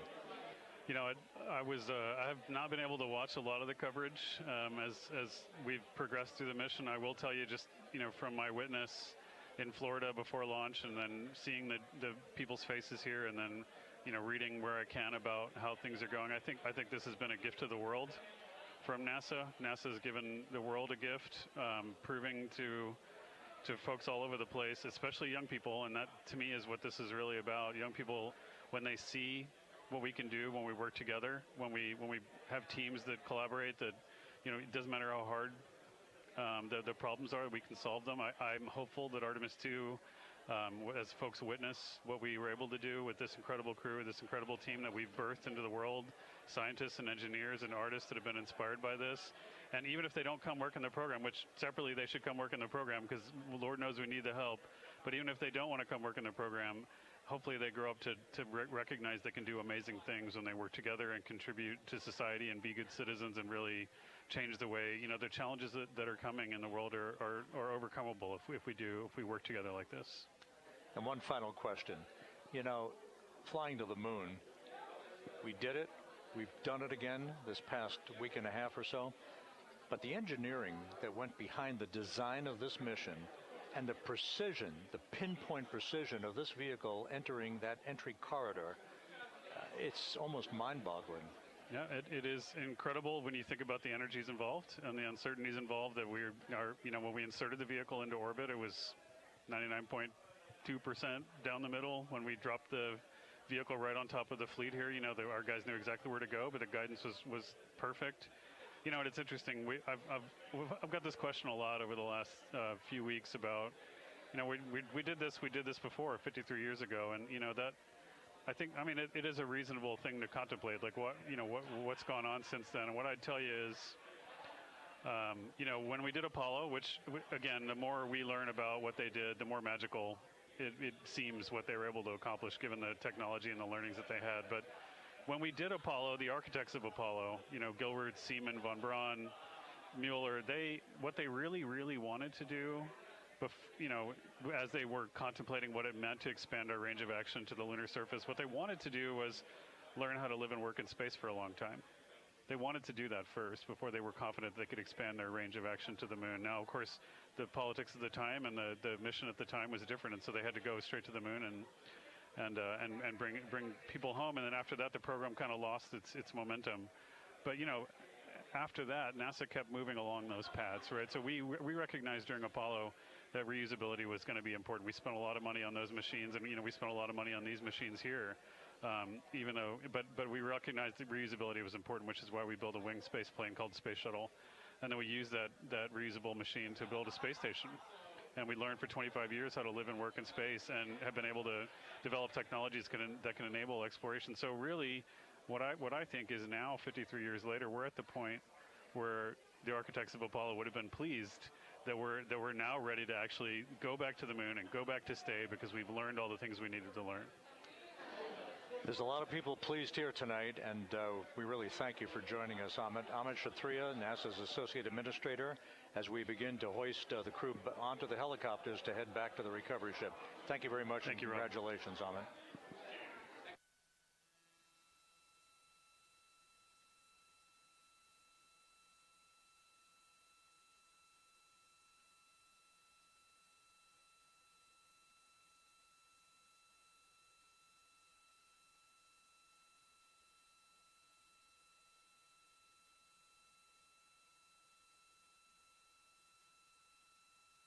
This is Mission Control Houston, with the crew members now beginning to be hoisted aboard the Navy helicopters. Let's go to Megan Cruz aboard the USS John P. Murtha, who will take it from here.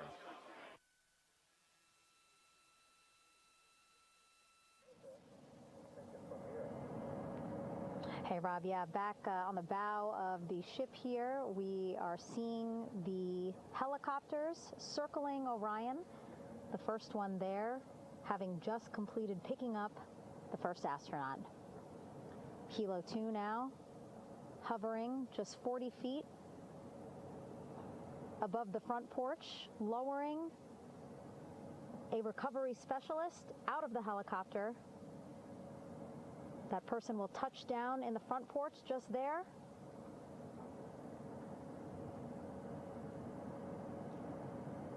The crew members already outfitted with a harness that will allow them to quickly attach to the hoisting device.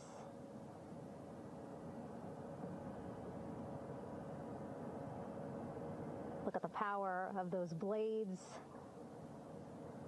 throwing water out at the center there, the front porch, with now 3 astronauts and the recovery specialists. Again, crews already outfitted with a harness vest. And here we go. Second astronaut now off the front porch, getting hoisted into the second helicopter.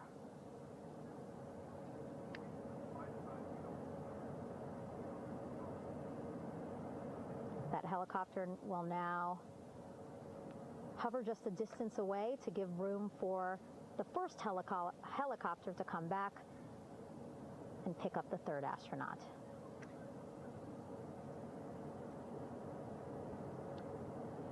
As we wait for that helicopter to come back, make its way back around, just want to mention that the President of the United States called our NASA administrator today while he was on the ship, just minutes after we interviewed him live on our coverage, and congratulated him and NASA on this history-making moment tonight. Helicopter 1 again hovering 40 feet over the front porch, We will soon see another recovery specialist getting lowered onto the front porch.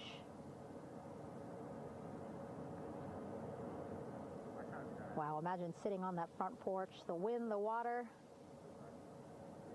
But again, the recovery team determined that a helicopter flight back to the ship here would be safer, faster, and more comfortable for our crew who just completed a 10-day mission around the moon.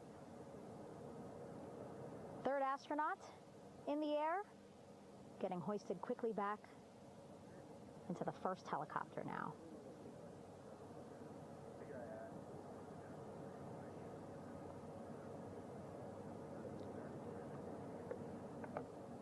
That first helicopter now on its way back to the ship here. We will soon see it land in just a few minutes.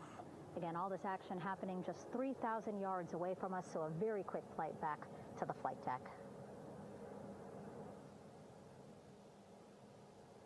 And now the only person left on the front porch, Commander Reed Wiseman.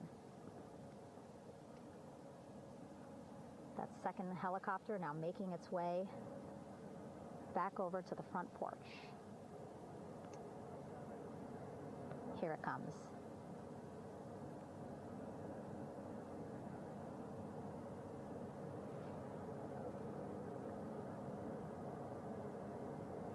Making its final approach here.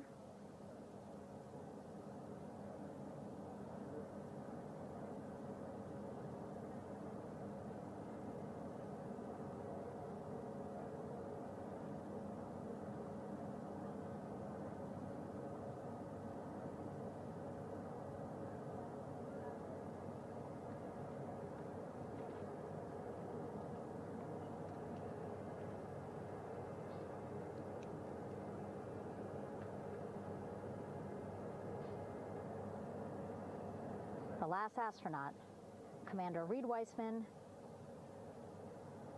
now off the front porch and almost into the second helicopter. Both now on their way back to the ship where we are, the USS John P. Murtha, just west of San Diego in the Pacific Ocean.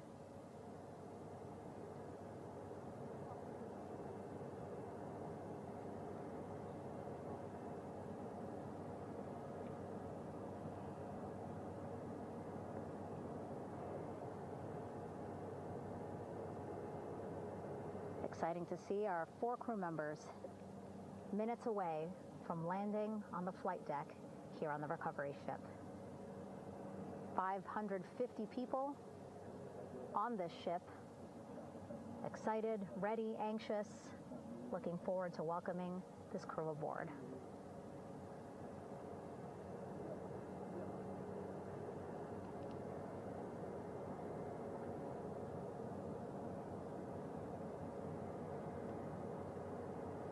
Watching them now with our own eyes. Close to the ship here. Hearing them begin to hover on the flight deck, which is just across from us, here on the bow.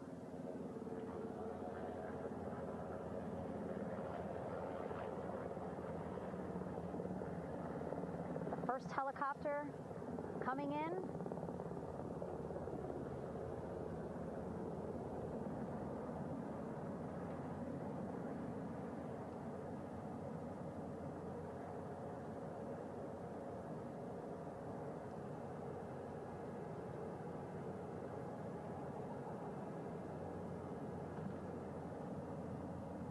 And wheels down.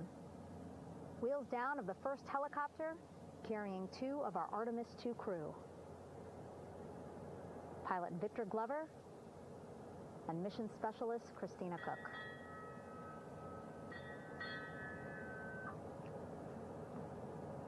Kilo 1 on deck reported on the recovery loop. Again, the mission audio loops that the recovery team are using here to communicate with one another. And an announcement just made on the ship, integrity incoming. 2 more helicopters on their way to the flight deck, one carrying the crew, the other, one of our imagery helicopters. Again, kudos to our imagery and aerial teams for giving us these beautiful views of history in the making. Set amid a gorgeous, soon-to-be sunset here in the Pacific Ocean.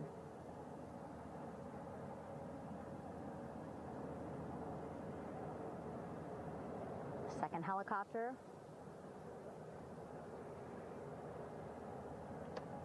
Making its approach of the flight deck.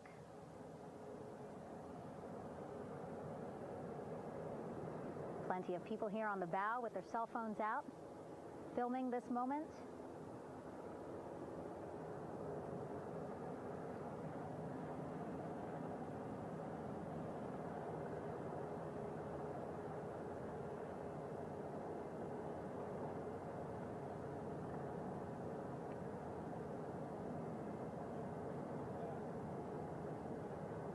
Some impressive flying here by the Navy, as we are seconds away from wheels down. And there you go. We now have all 4 Artemis II crew members on the USS John P. Murtha.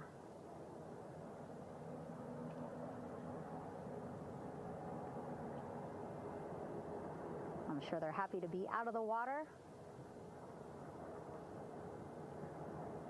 and on this recovery ship with, again, 550 people on board, ready to welcome them home. But first, as we've been saying throughout the broadcast, just making sure the crew feel good. We reported that they were feeling good when they were in Orion, but those were just initial, quick, verbal assessments of how they're feeling. Their destination tonight, the medical bay here on the ship, right after we power down the helicopters here.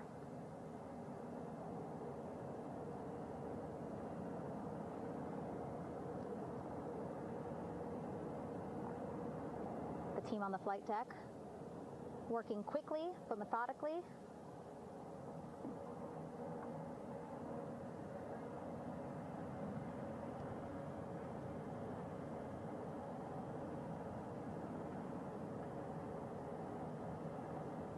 Waiting for just one more helicopter to touch down.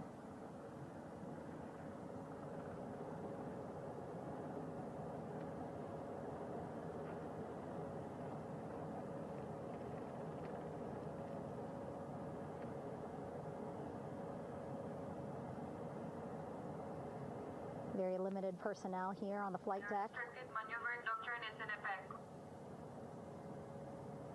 As that third helicopter touches down.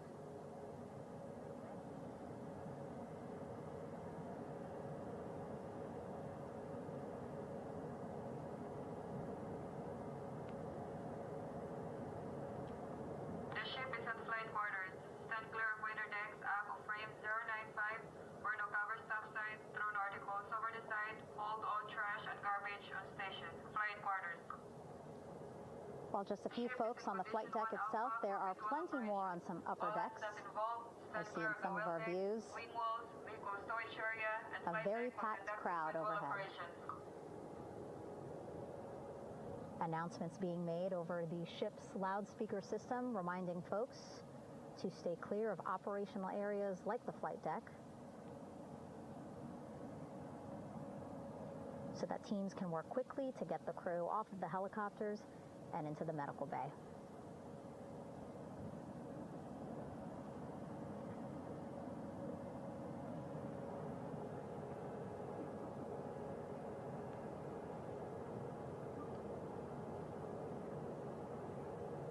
Splashdown today, 5:06 p.m.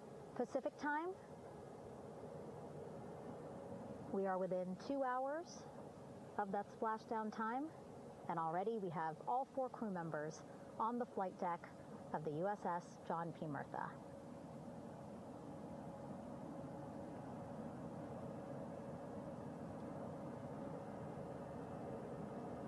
Again, crew waiting before getting out for the helicopters to completely shut down.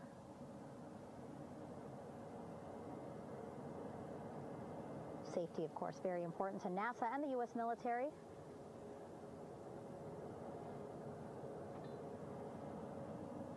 So we'll wait just a couple of minutes here before we start seeing crew members walk off the helicopters one by one.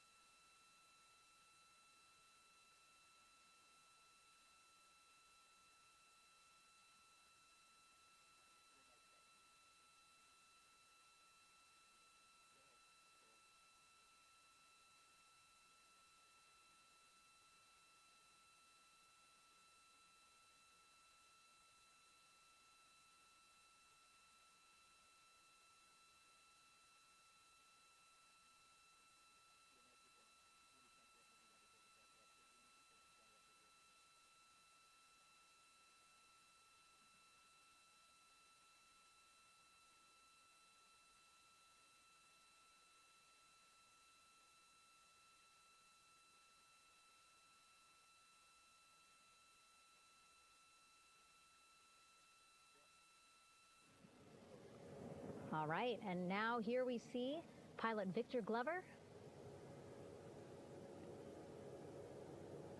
and mission specialist Christina Cook sitting on the edge of one of the helicopters, looking in great spirits. That familiar smile and laugh from Victor, I can see it from here. Christina, I'm sure, feeling the same way, just blocked a little bit by our camera here, but we'll see her here shortly. A photographer taking their pictures. Victor saluting folks on the flight deck. They look like they're in great spirits. Happy to be home, I'm sure.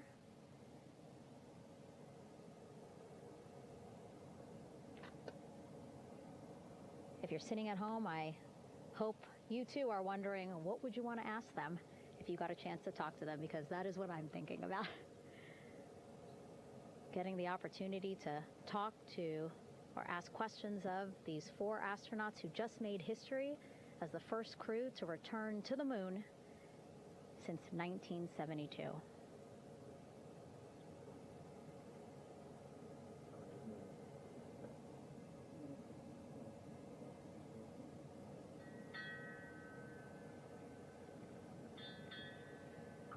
Oh, there we see Christina there, also smiling. Finally peering out, waving at the cameras. Hello to you too, Christina, yes? Welcome back. Welcome, welcome home. A loudspeaker announcement on the ship saying, "Welcome home, Integrity."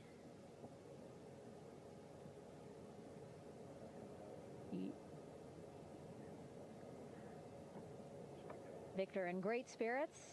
I can't see who he's talking to, but I kind of think that he might be talking to his other 2 crew members. Shouting from across the flight deck, congratulations to one another.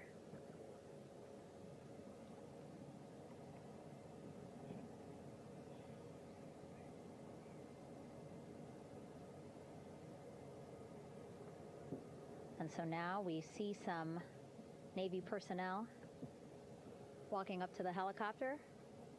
This is again the first helicopter carrying pilot Victor Glover and mission specialist Christina Cook. Both have taken off their helmets now.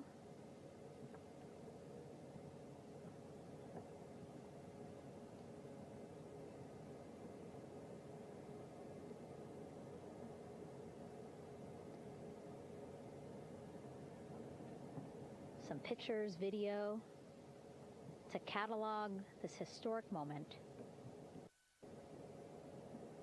A beautiful sunset just behind them here in the Pacific Ocean. Golden hour. These pictures will be beautiful.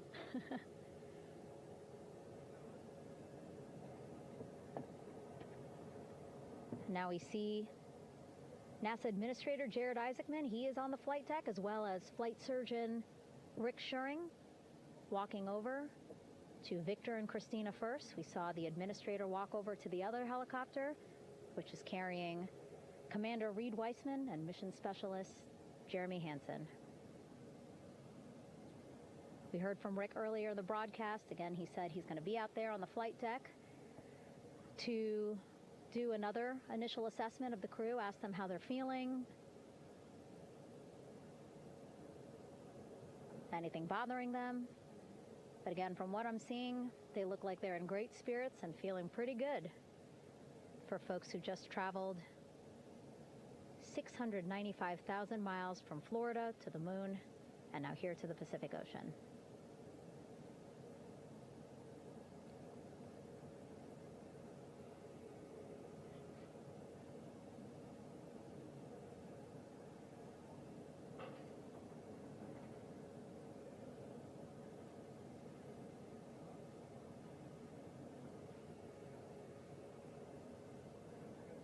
We're now seeing NASA Administrator Jared Isaacman walking across the flight deck. He had been talking to Reed and Jeremy, now approaching Victor and Christina.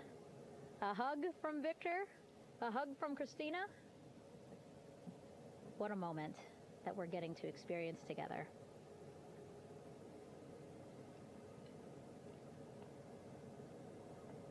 I'm sure congratulatory words. You know, we got to speak to the administrator live on this broadcast as well, and he said the kid in him right now, giddy, absolutely giddy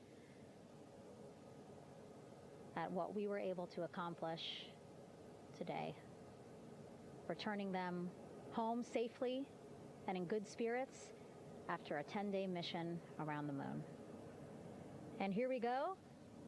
We're seeing Jeremy walking, waving across the flight deck, now on his way to the medical bay.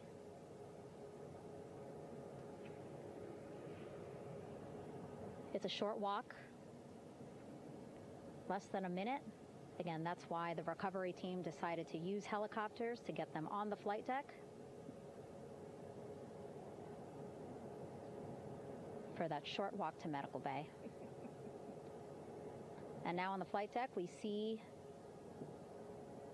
the chief of the astronaut office, Scott Tingle.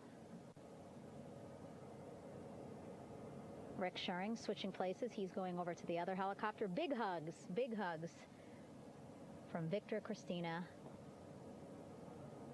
to Scott.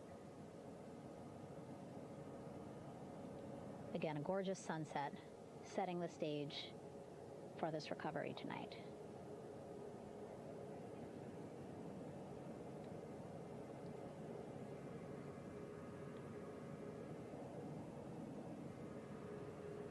All right, and now here we are, Christina, making her way, looking thankful, grateful, happy to be home.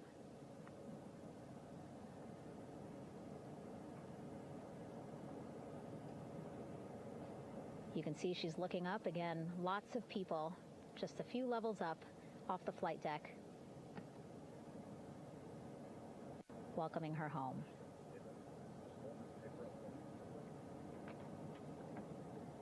Scott holding the door like a gentleman, but back on his way to the other crew still on the flight deck.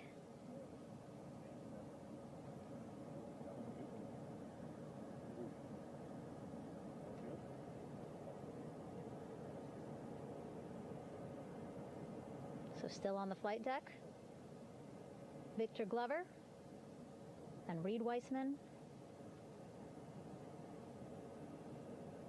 It looks like Victor will be the next one headed to medical bay. More hugs, more hugs. He's a hugger.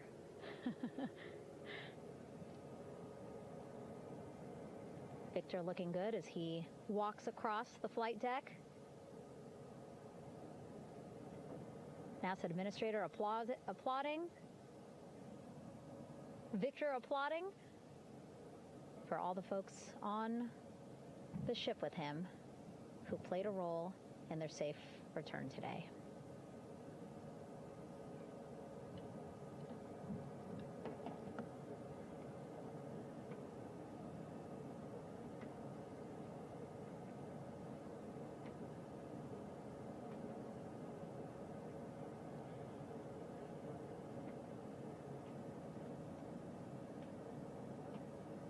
Finally, just one Artemis II crew member left on the flight deck, Commander Reed Weissman.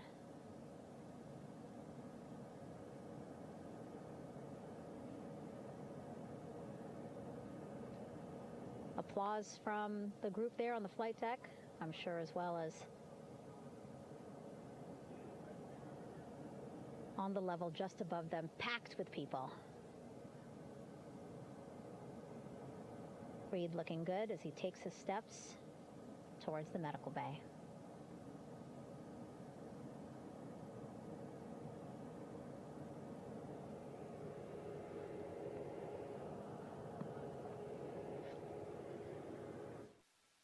See our 4 Artemis II crew members back on the ship. Again, now they will head into medical bay, where they will be assessed by flight surgeons from both NASA as well as the Canadian Space Agency. A more in-depth assessment. When they get to medical bay, they will each have their own nurse. They will be helped out of their suits. And then again, we'll check to see that they're feeling good. Make sure it's not just adrenaline, but that they are feeling good from their long journey back from the moon. Beautiful shot of that sunset, illuminating our flight deck.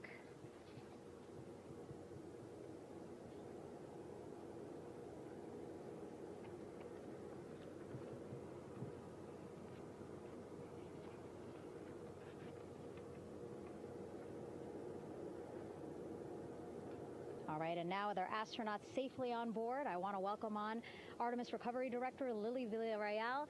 Lily, I don't know how you must be feeling right now. Ecstatic, relieved? So ecstatic, relieved. Of course, we still have to bring the capsule into the well deck of the ship, but this is a major milestone to have the crew here on the ship and in medbay. You know, our team has been preparing and working really hard, and I'm just so proud of them all. Everything went very well, just as planned. Our teammates in Houston, the flight control team was just amazing. We were able to have great conversations and communications about everything. And I don't know what else to say. I'm just so ecstatic. It's such a wonderful feeling to get to this point.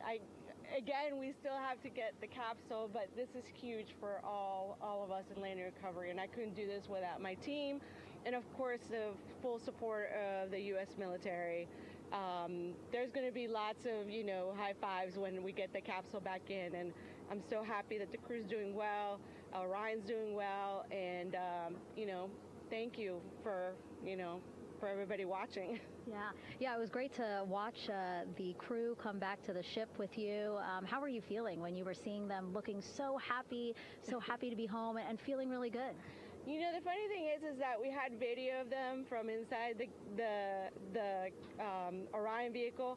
They were like that from the beginning. When we opened the hatch, they were already out of their seats, having a good time, waiting for us to open the hatch.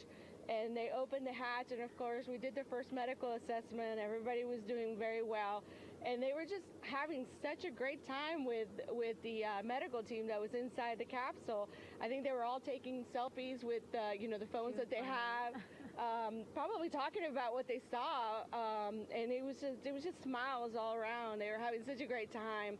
And then we put them on the front porch when we were ready to put them on the front porch. And again, you could see they were just so ecstatic to be home and talking to everybody. So we were very happy to see all of that in the control room of the LFOC. How remarkable is that? Again, if we think about their journey, the 695,000-mile journey around the moon and back, coming back at 30 times faster than the speed of sound. I mean, how remarkable is that they are in such good spirits? I mean, this is an amazing crew. I think you guys have seen it for the past 10 days. They're wonderful people, and we're so happy that they brought us along on that ride. And I can't wait to see all the additional videos and pictures that they have that, you know, we'll get a hold of now that they're back on the ground. And I can't wait to hear how, you know, a little more than what we saw on the press briefings from the crew about what they saw it's just fantastic. You know, some of my favorite people around this 10 days was a science team and how excited they were. And so this is exactly how we feel in the landing recovery team when the science team went, oh my goodness, when they heard all the discussions about the moon. This is exactly how we feel now in the landing recovery team. We're so ecstatic. Yeah. Again, we have to recover the capsule. I want to make sure we don't forget about Orion. Lily's all about business. She's thinking about what's next. But yeah, speaking of these 10 days, I mean, we have been along for the journey with them, live with them 24/7 for 10 days, and just really seeing the engagement that we've gotten from around the world. What do you hope people take away from this mission? I think that's fantastic. So, you know, my story was that I went to the Kennedy Space Center. I was born in Colombia. I was 10 years old when we moved to the United States, but when I was 7, my family took me to the visitor center, and that's when I learned about Apollo. And we went to the moon, and I learned about astronauts, and that story was what really fueled me to want to do STEM and want to be an astronaut. And I think that this Artemis program is going to do exactly what, you know, what girls, you know, my age back then is 7, young people right now, girls and even like young men, obviously. But we want to empower people to know that you can do this, right? If you want to come and work for NASA, if I did it, they can do it. And Artemis program is just going to inspire everybody. And I'm so happy about that. Yeah. Like Apollo inspired me. Thank you so much, Lily. Really appreciate you being here. As you said, still a lot of work to do. 5 to 6 more hours to recover Orion that's still out in the water. So I'll let you get back to it. But you had beautiful words to say again. We hope that this inspires people. We hope that you come and join us at NASA and accomplish great things with us in the future. Back to you, Rob. Thank you, Megan, and safe sailing out there in the Pacific. Here in Mission Control, it is now all quiet. The team of flight controllers and all their support personnel have left the room to enjoy the aftermath of a textbook touchdown by Integrity that splashed down in the Pacific right on target to complete this historic flyby of the moon, the Artemis II mission. With that, we'll wrap up our coverage for the night and point you to a post-Splashdown news conference in 15 minutes at 9:35 p.m. Central Time, 10:35 p.m. Eastern Time, where managers will discuss the return of the Integrity spacecraft and the completion of the Artemis II mission. With that, we'll wrap up our coverage for this evening and historic mission in the history books. This is Mission Control Houston.